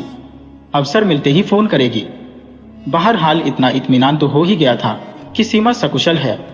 स्नान करके वह नाश्ते की मेज पर पहुंच गया। सामान लगा हुआ था। वह कुछ देर तक तो चमचा मेज पर खटखटाता रहा, मगर जब विनोद नहीं दिखाई दिया तो वह नाश्ता करने लगा। मगर कुछ ही क्षण बाद उकताहट और एकाकी का शिकार हो गया। गर्दन उठाकर नौकर को और देखा, फिर कराट फाड़कर चीखा, क्या मुझे इस नाश्ते की मेज पर अकेले मरना है? कब? कप्तान साहब, नौकर डरकर हकलाने लगा। मैं पूछ रहा हूं कि कर्नल साहब कहाँ है? हमीद ने आंखें निकलकर पूछा। नौकर ने उत्तर देने के बजाय जेब से एक लिफाफा निकलकर हमीद के सामने रख दिया। ये क्या है बे? देख लीजिए साहब। हमीद ने लिफाफा खोलकर अंदर से कागज निकाला। राइटिंग विनोद की था। लिखा हुआ था, बेटे हमीद, रात आर्लेक्चनो वाले तुम्हें उस समय कोठी में पहुंचा गए जबकि मैं मौजूद नहीं था। आने पर तुम्हें देखा, मगर मेरे पास इतना समय नहीं था कि मैं आर्लेक्चनो वालों से कुछ पूछता या तुम्हारे होश में आने की प्रतीक्षा करता, इसलिए कि 1:30 बजे वाली फ्लाइट से लंदन जाना था। मेरी दुआएं तुम्हारे साथ है। यह पहला अवसर है जबकि तुम्हें रंधा जैसे खतरनाक आदमी से अकेले निपटना है। देखो कि कल 4 बजे सवेरे रंधा को फांसी होती भी है या नहीं। मैं तुम्हें भी अपने साथ ले चलता, मगर विवशता ये थी कि अगर रंधा की फांसी हो भी गई तब भी तुम्हारा काम शेष रह जाएगा। देखो, लड़ाई में सावधानी से बढ़कर कोई दूसरा हथियार नहीं होता, इसलिए पूरी तरह सतर्क रहना। मैं इस बात की कोशिश करूंगा कि लंदन से भी तुमसे संबंध स्थापित रखूं। तुम्हारी सफलता के लिए मैं दुआएं करता रहूंगा। रमेश का ख्याल रखना। तुम्हारा विनोद। हमीद के लिए यह पत्र बड़ा ही विचित्र साबित हुआ था। एक एक शब्द से प्यार और शुद्ध हृदयता टपक रही थी। उसका मन चाहा कि दहाड़े मार मार कर रोना आरंभ कर दे। विचित्र प्रकार की एकाकी और बेबसता का एहसास हो रहा था। उसने अपने को संभाला और सोचने लगा कि आखिर विनोद ने रंधा के बारे में यह सब क्यों लिखा है। सीमा को किसने बचाया और अर्लेक्शनु वाले अस्पताल ले जाने के बजाय कोठी पर क्यों लाए? अब भला नाश्ते में क्या मन लगता? उसने कॉफी पी, पाइप भरकर 2-3 कश लिए, फिर उठकर अपने कमरे में आया।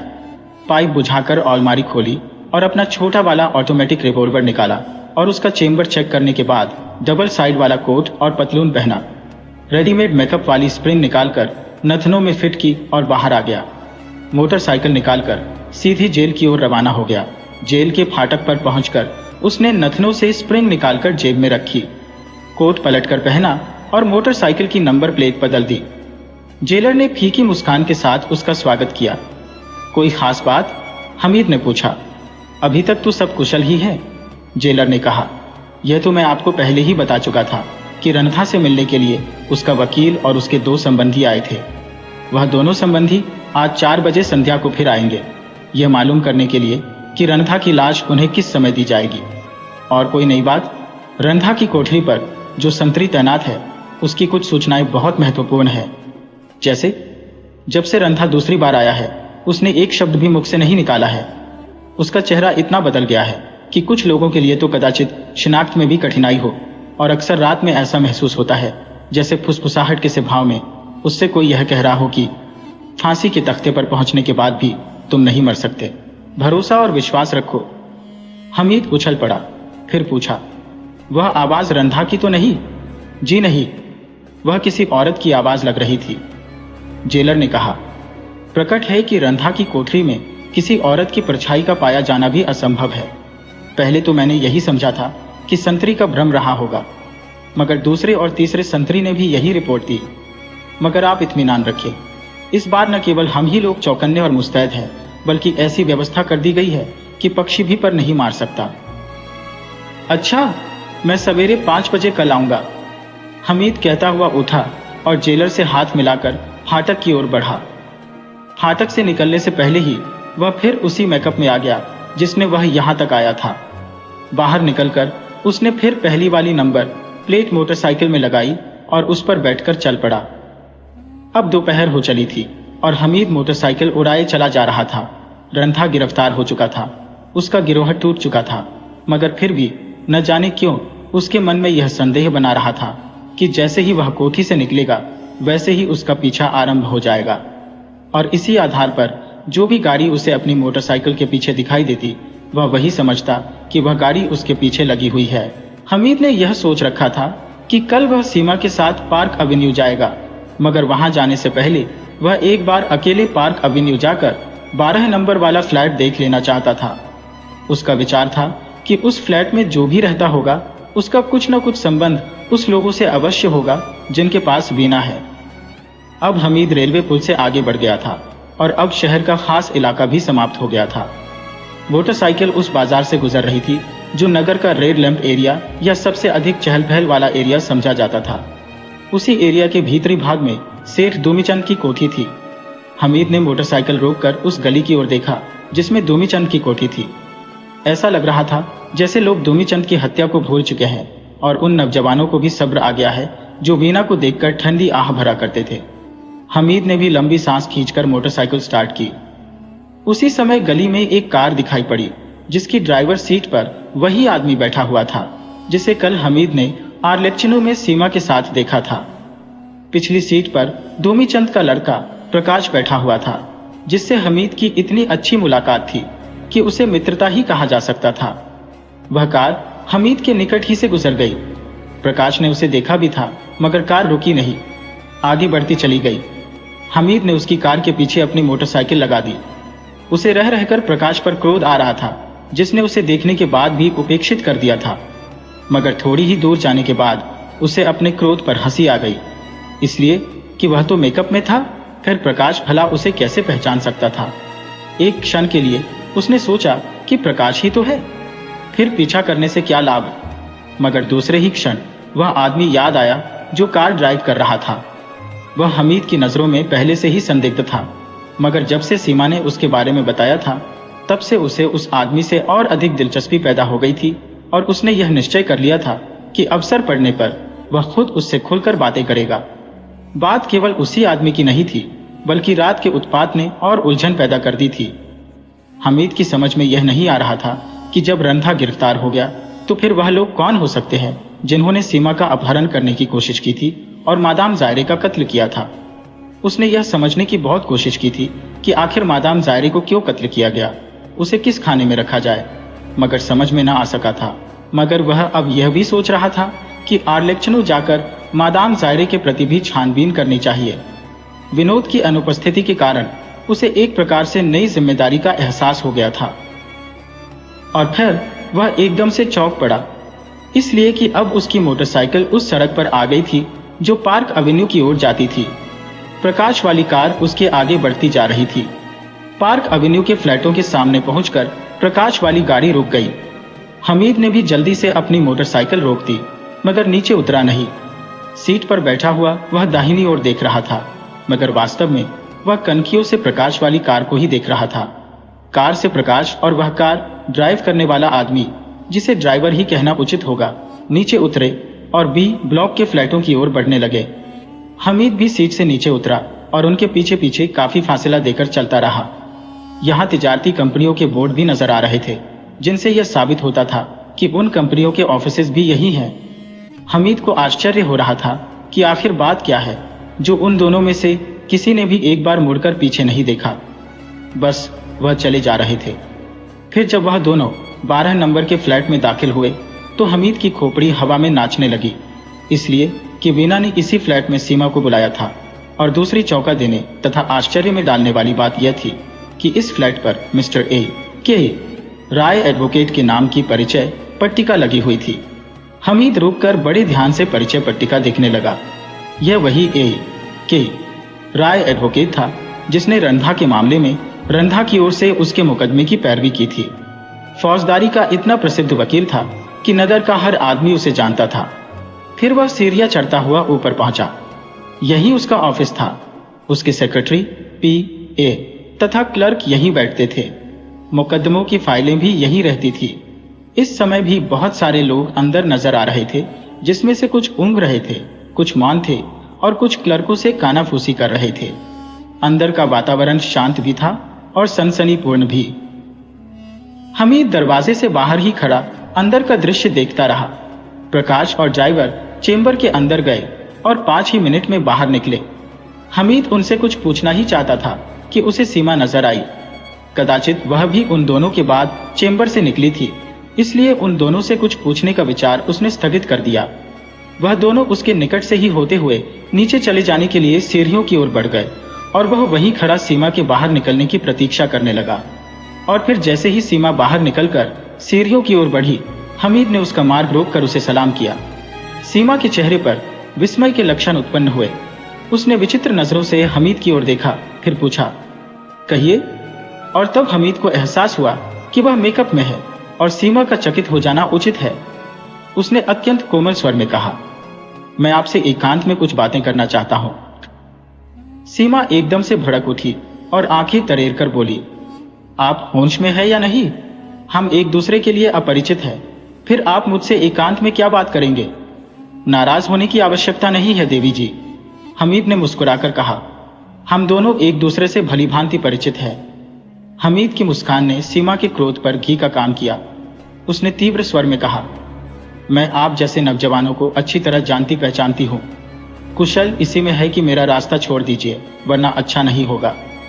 हमीद उसके सामने से हट गया और वह तेजी के साथ आगे बढ़ गई। हमीद उसे सीढ़ियां तय करते हुए देखता रहा, फिर नथनों से स्प्रिंग निकालकर जेब में रखा और कोट उलटकर पहनता हुआ सीढ़ियों की ओर बढ़ा। नीचे पहुंचा तो प्रकाश की मोटर स्टार्ट हो चुकी थी और सीमा अपनी कार में बैठने जा रही थी। फिर जैसे ही दरवाजा खोलकर ड्राइविंग सीट पर बैठी, वैसे ही हमीद उसके सामने आ गया। ओह कैप्टन, हेलो माय गॉड। इस समय अगर मैंने कुछ और मांगा होता तो मुझे मिल गया होता। मैं आप ही के बारे में सोच रही थी और मैं सारी दुनिया का चक्कर लगाकर यहां पहुंचा हूं।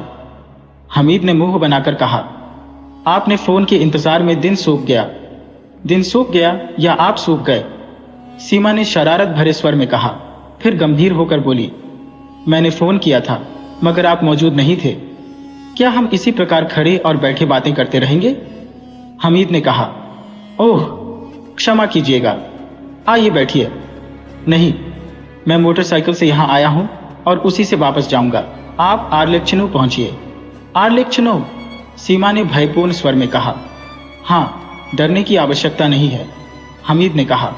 मैं तुम्हारे साथ ही चलूंगा। बहुत सारी बातों की सफाई वहीं हो सकेगी। सीमा ने फिर कुछ नहीं कहा और कार स्टार्ट कर दी। हमीद ने उसकी कार के पीछे अपनी मोटरसाइकिल लगा दी। एक जगह सन्नाटा पाकर हमीद ने मोटरसाइकिल रोक दी। जल्दी से कोट उलटकर पहना, नथनों में स्प्रिंग फिट किए, फिर मोटरसाइकिल स्टार्ट कर दी। आर्लेक्चनो के गेट में दाखिल होने के बाद हमीद ने अपनी मोटरसाइकिल रोक दी और नीचे उतरकर सीमा की कार की ओर बढ़ा। सीमा कार रोककर नीचे उतर रही थी। हमीद झपटकर उसके सामने पहुंच गया। सीमा ने उसे देखते ही क्रोध भरे स्वर में कहा, तुम फिर आ गए, बड़े निर्लज्ज मालूम होते हो। शायद तुम मुझे जानते नहीं। क्या यही चाहते हो कि मैं यहीं सैंडलों से तुम्हारी पिटाई आरंभ कर दूं? हमीद ने भयभीत हो जाने का अभिनय करते हुए इधर उधर देखा। चारों ओर सन्नाटा था। उसने नथनों से स्प्रिंग निकाला और सीमा चौंक कर एक कदम पीछे हट गई। फिर विस्मय और भय से भरे हुए स्वर में बोली, तो वह भी आप ही थे? हाँ, हमीद ने कहा। शेष बातें मेज पर होंगी। कुछ मसलहतों के आधार पर मैं लोगों की नजरों में आना नहीं चाहता। बात समाप्त करके हमीद ने फिर नथनों में स्प्रिंग डाल लिए और सीमा को लिए हुए हाल की ओर बढ़ा। मेरा विचार है कि कैबिन में बैठा जाए, सीमा ने कहा। यह उचित नहीं होगा। क्यों? सीमा ने आश्चर्य के साथ पूछा। मैं आपसे कुछ आवश्यक बातें करना चाहता हूं। कैबिन में बैठकर बातें करने से इसकी भी संभावना है कि कोई पर्दे से लगकर हमारी बातें सुन ले, लेकिन हाल में बैठने से इसकी संभावना नहीं रहेगी, इसलिए कि हम सबको देखते रहेंगे और इस प्रकार हमारी बातें सुनने का किसी को अवसर न मिल सकेगा। समझी? ठीक कह रहे हैं आप। दोनों हाल में आकर एक मेज पर बैठ गए। गत रात्रि के उत्पात का प्रभाव अब भी नजर आ रहा था। बहुत ही कम लोग दिखाई दे रहे थे और बैरे भी भयभीत नजर आ रहे थे। हमीद ने एक बैरे को संकेत से बुलाकर पहले आर्डर दिया, फिर पूछा, मादाम जायरे की दशा अब कैसी है? डॉक्टर ने कहा है कि अब खतरे से बाहर है। कहाँ गोली लगी थी? बाईं भुजा पर। और किसी को भी गोली लगी थी? जी नहीं, केवल छर्रे लगे थे जिनके कारण साधारण जख्म आए थे। गोली चलाने वाला तो पकड़ लिया गया होगा? हमीद ने पूछा। जी नहीं, अभी तफ्तीश हो रही है। पुलिस वाले यहां नहीं दिखाई दे रहे हैं। जी, सवेरे कोतवाली इंचार्ज इंस्पेक्टर जगदीश और इंस्पेक्टर आसिफ साहब आए थे, मगर यह तो पता चल ही गया होगा कि गोली कहां से चलाई गई थी। जी हां, ग्रीन रूम के साइड स्क्रीन वाले भाग से चलाई गई थी। बेचारी मादाम जायरे, हमीद ने थरारी सांस खींचकर कहा। भला उनसे किसी की क्या दुश्मनी हो सकती थी? उन्होंने किसी का क्या बिगाड़ा था? ऐसा न कहिए साहब, बहरा ने कहा। कभी कभी ऐसा भी होता है कि देखने में भोले लगने वाले आफत के प्रकाले साबित होते हैं। तो क्या मादाम जायरे भी? मैं नहीं जानता साहब कि उनकी किसी से शत्रुता थी या नहीं, बहरा ने बात काटकर कहा। या उन्होंने किसी को हानि पहुंचाई थी या नहीं, मगर इतना अवश्य जानता हूं कि लोग उनसे प्रसन्न नहीं थे, उनकी ओर से संदिग्ध थे। हाँ साहब, केवल काफी हो या कुछ और भी? सैंडविचेस, हमीद ने कहा और बैरा चला गया। हाँ देवी जी, हमीद ने सीमा से कहा। अब आप सुनाइए, कल रात आप यहां से अपने कैसे पहुंची थी? मैं बहुत परेशान हूं कैप्टन, सीमा ने कहा। फिर बड़ी बेतकल्लुफी से बोली, फिर किसी वक्त मजाक कर लेना। कमाल है, भला इसमें मजाक की क्या बात है? फिर क्या है? क्या आपने मुझे मेरे घर नहीं पहुंचाया था?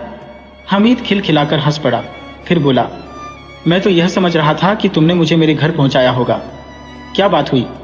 सीमा उसे विचित्र नजरों से देखने लगी। शायद तुम अब तक मेरी बातों को मजाक ही समझ रही हो। तो फिर क्या समझो? इस पर हमीद ने कल रात वाली बातें बताते हुए कहा। तुम्हारी चीख सुनकर मैं तुम्हें बचाने के लिए दौड़ा था, मगर इस बुरी प्रकार मार खाकर गिरा था कि बेहोश हो गया था। मगर जब आंख खुली थी तो मैंने अपने आप को अपने घर के स्लीपिंग रूम में मसहरी पर पड़ा पाया था। सीमा ने इस प्रकार हमीद की ओर देखा जैसे उसे हमीद की बातों पर विश्वास न हुआ हो। फिर वह कहने लगी, मेरी समझ में नहीं आ रहा है कि आप क्या कह रहे हैं। वैसे मेरी कहानी भी सुन लो। जब यहाँ हाल में अंधेरा हुआ था तो कुछ लोगों ने मुझे अपने बंधन में लिया था। फिर मैंने उनके बंधन से अपने को मुक्त भी देखा और अंधेरे के बावजूद आपको पहचान भी लिया था। लोग भागे जा रहे थे और उन्हीं के रेले में मैं भी आगे की ओर खिसकती जा रही थी। इसी प्रकार जब कंपाउंड में पहुंची थी तो एक सिपाही ने बड़ी शिष्टता से मुझे सलाम किया था। फिर मुझे मेरी कार में बैठाकर मुझे मेरे घर तक पहुंचाया था। उसने मुझसे यही कहा था कि वह यह सब कुछ कैप्टन की आज्ञा पर कर रहा है। तुमने यह कैसे समझ लिया कि वह सिपाही था? हमीद ने पूछा। उसकी वर्दी से। उसकी हुलिया क्या थी? काफी आयु का आदमी था, दाढ़ी और मूंछों के बाल पके हुए थे। तुमसे उसने मेरे बारे में और कुछ नहीं पूछा था? हमीद ने प्रश्न किया।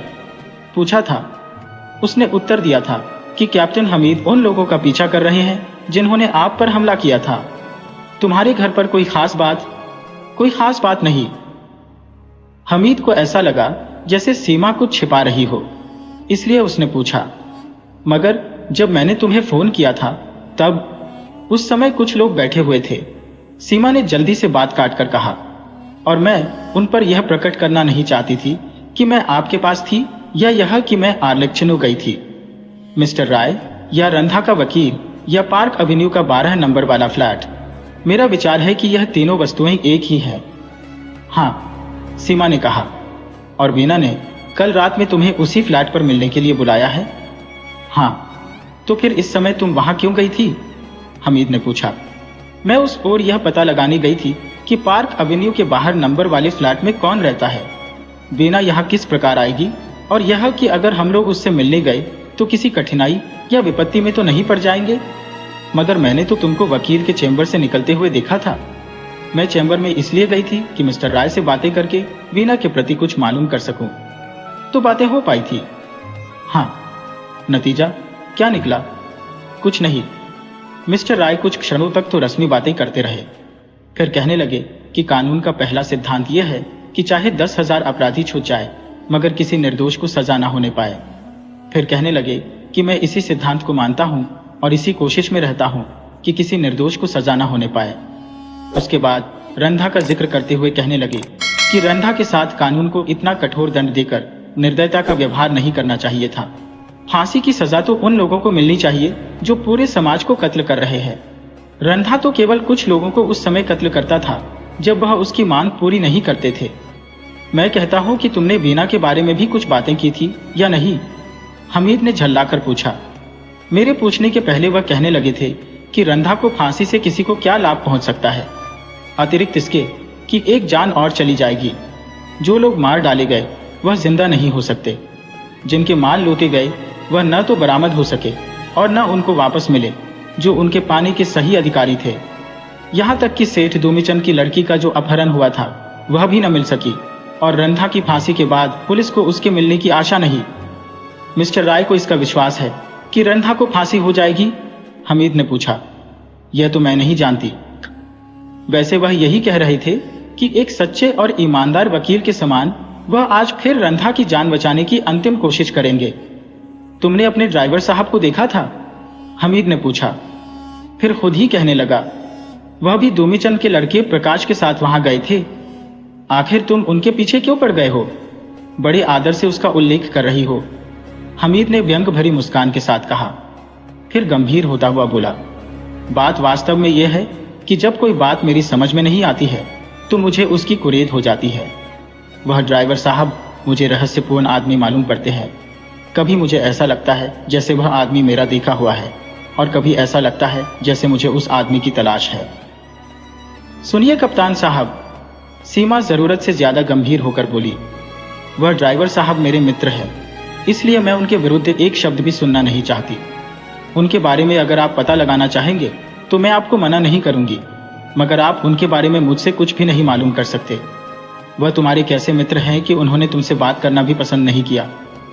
हमीद ने चुभते हुए स्वर में कहा। मैं इस पर किसी प्रकार की समालोचना नहीं कर सकती। इस मध्य बेरा आर्डर की चीजें लाकर रख गया था और सैंडविचेस खाने के बाद अब दोनों कॉफी की चुस्कियां ले रहे थे। तुम्हारे ड्राइवर को प्रकाश किस हैसियत से जानता है? हमीद ने पूछा। यह तो मैं भी नहीं बता सकती, और सच्ची बात तो यह है कि मैं जानती ही नहीं। आज प्रथम बार मैंने दोनों को एक साथ देखा था। हमीद ने कुछ नहीं कहा। कुछ ही क्षण बाद बैरा ने बिल लाकर सामने रख दिया। हमीद ने बिल पेमेंट किया, फिर उठना ही चाह रहा था कि सीमा ने कहा, तो रंधा को फांसी हो जाएगी? हाँ, हमीद ने कहा, मगर सुना तो यह जा रहा है कि जिस आदमी को फांसी दी जाएगी वह रंधा नहीं है।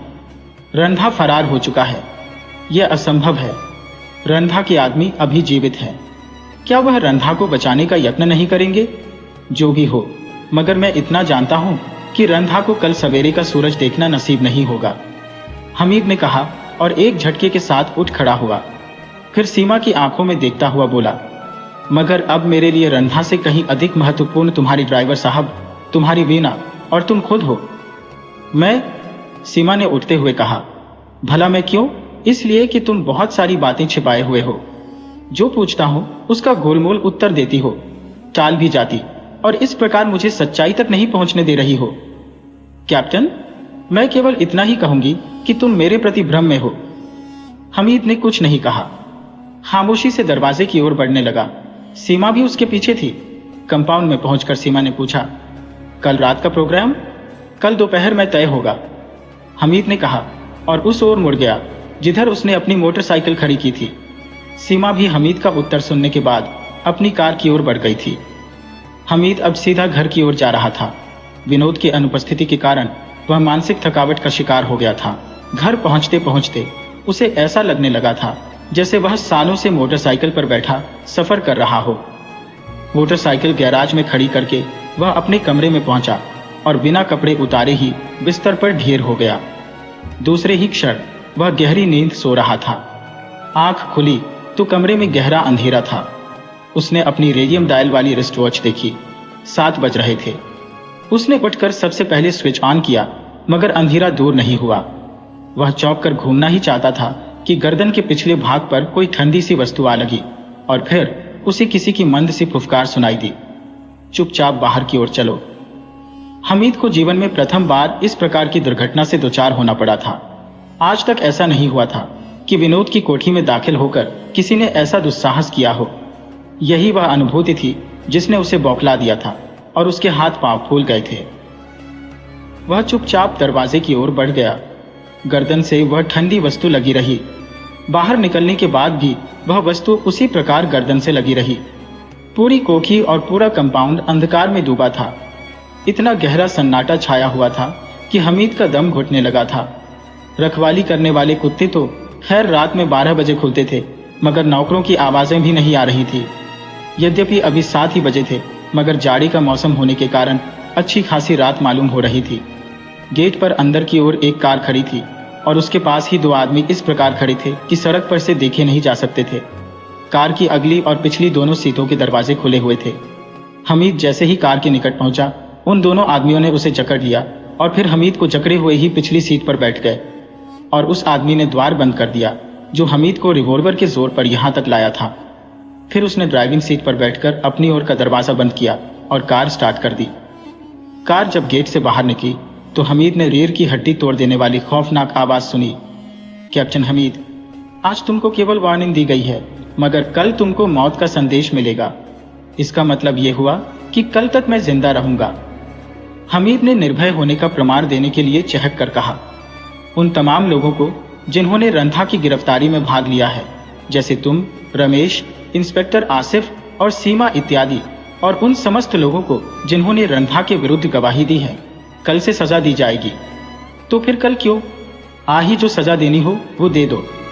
नहीं, आज नहीं। आज तो तुम्हें, आसिफ को, रमेश को और सीमा को बस वार्निंग दी जा रही है। सवेरे 9 बजे तुम लोग फिर अपने घरों पर होंगे और यदि फांसी का ड्रामा खेला गया तो फिर कल के बाद रंधा अपने हाथों से तुम लोगों को मौत के घाट उतार देगा। तो तुम लोग यह समझ रहे हो कि रंधा को फांसी नहीं होगी? हाँ, इसकी संभावना है, और अगर हो गई तो फिर रंधा तुम लोगों को दंड देगा। फांसी पाने के बाद रंधा दंड देगा। हाँ हाँ हाँ हाँ, हमीद ने अट्टहास लगाते हुए कहा। तुम बड़े दिलचस्प आदमी मालूम होते हो दोस्त। अधिक बहादुरी दिखाने की आवश्यकता नहीं है कप्तान साहब। ड्राइविंग सीट से आवाज आई, इसी में अनुमान लगा लो कि तुम्हें तुम्हारी कोठी से इस प्रकार ले जाया जा रहा है। तुम लोग हमारे सामने चूहों के समान तुच्छ हो। बस मुझे एक बात का दुख है, वह भी बता दो, हमीद ने कहा। कर्नल विनोद होता तो उसे भी इसी प्रकार बांधकर ले जाता और उसे अजायब खाने में रखता। तुम कौन हो? हमीद ने पूछा। कि क्या तुमने रंधा की आवाज कभी नहीं सुनी? केवल एक बार सुनी थी, तब भी तुम्हें पहचान लेना चाहिए था। तुम झूठे हो, हमीद ने तीव्र स्वर में कहा। रंधा जेल में है, तुम रंधा नहीं हो सकते। शोधे, ड्राइविंग सीट से गर्जना सुनाई दी। इसके जबड़े पर एक घूसा जड़ दो। यह असभ्य है, इसने मुझे झूठा कहा है। और फिर प्रथम इसके कि हमीद अपना बचाव कर सकता। जबड़े पर इतना शानदार घूसा पड़ा कि न केवल तारे बल्कि आंखों के सामने चांद सूरज तक नाच गए और फिर कुछ याद नहीं रह गया। रात का समय था। सर्दी इतनी अधिक बढ़ गई थी कि सरला दांत कटकटाने लगी थी। वह अभी तक जाग रही थी। जागने का कारण यह था कि रमेश ने कहा था कि वह 11 बजे तक अवश्य आ जाएगा, मगर इंतजार करते करते अब 12 बज रहे थे। घबराकर वह फ्लैट से बाहर निकल आई। सड़क की ओर देखा जो अब बिल्कुल सुनसान पड़ी थी। वह कुछ देर तक सड़क की ओर देखती रही। फिर उसे ख्याल आया कि रमेश की मोटरसाइकिल तो यही है, फिर क्यों ना वह न्यू स्टार के ऑफिस ही पहुंच जाए। इस निष्कर्ष पर पहुंचने के बाद वह अंदर आई। ओवरकोट पहनकर रिवॉल्वर जेब में डाला, दूसरे जेब में सिगरेट का एक पैकेट डाला और गैराज से रमेश की मोटरसाइकिल निकाली। मगर अभी उसे स्टार्ट भी न करने पाई थी कि न जाने किधर से आकर 3 आदमियों ने उसे घेर लिया। उसमें से केवल एक के हाथ में रिवॉल्वर था। सरला भौचक्का रह गई। तुम शोर नहीं मचाओगी अच्छी लड़की, वरना यह रिवॉल्वर भी शोर मचाना नहीं जानता, रिवॉल्वर वाले ने कहा। सरला ने उन्हें ध्यानपूर्वक देखा। तीनों के चेहरों पर नकाब पड़े हुए थे। जिसके हाथ में रिवॉल्वर था वह लंबे कद का स्वस्थ आदमी था। शेष दोनों भी स्वस्थ ही थे, मगर नाटे कद के थे। मैं नहीं समझ सकती कि तुम लोग कौन हो और तुम्हारी इस हरकत का क्या अर्थ होता है, सरला ने अपनी समझ में अकड़ कर कहा। मगर सच्ची बात तो यह थी कि उसकी आवाज भीख मांग रही थी। सुनो, हम तुम्हें किसी प्रकार की हानि नहीं पहुंचाएंगे, रिवॉल्वर वाले ने कहा, मगर इस बार उसके स्वर में कोमलता थी। हम तुम्हें केवल यह सूचना देने आए हैं कि आज की रात अत्यंत महत्वपूर्ण है। हमने हमीद को गिरफ्तार कर लिया है और अभी थोड़ी ही देर पहले तुम्हारे साथी रमेश को भी गिरफ्तार करके एक जगह भेज दिया गया है। इंस्पेक्टर आसिफ भी रमेश के साथ ही था, इसलिए उसे गिरफ्तार करने में किसी प्रकार की कठिनाई का सामना नहीं करना पड़ा था। और अब हम यहाँ से सीधे सीमा के यहाँ जाएंगे, इसीलिए कि उसे भी गिरफ्तार करना है। मगर क्यों, सरला ने पूछा। इसीलिए कि तुम और उन लोगों ने जिनके नाम अभी मैंने लिए हैं, रंधा की गिरफ्तारी में भाग लिया था। तुम तथा इन लोगों के विचार में आज रंधा की फांसी की रात है, इसीलिए तुम सबको आज की रात कैद में रहना है। कल सवेरे तुम सब लोग छोड़ दिए जाओगे, और यदि रंधा को फांसी हो गई तो वह रंधा एक जान के बदले 4 जानें लेगा। तुम्हारी बात मेरी समझ में नहीं आई। क्यों नहीं समझी? फांसी तो रंधा ही को होने वाली है ना, सरला ने पूछा। हाँ, तो फिर फांसी पा जाने के बाद वह किसी की जान कैसे ले सकता है? वह तो मर चुका होगा। रिवॉल्वर वाले ने अट्टहास लगाया और बोला, रंधा कभी नहीं मर सकता। पता नहीं तुम क्या बकवास कर रहे हो, मैं तो कुछ भी नहीं समझी, सरला ने झल्लाकर कहा। और मेरे पास इतना समय नहीं है कि मैं तुमको समझाऊं, इसलिए अब अपनी चोंच बंद ही रखो। कदाचित तुम कहीं जा रही थी? हाँ, तो अपना इरादा बदल दो, सीट से नीचे उतरो और फ्लैट के अंदर चलो।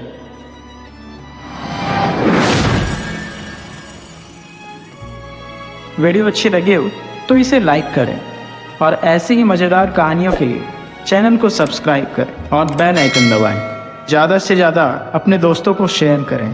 धन्यवाद।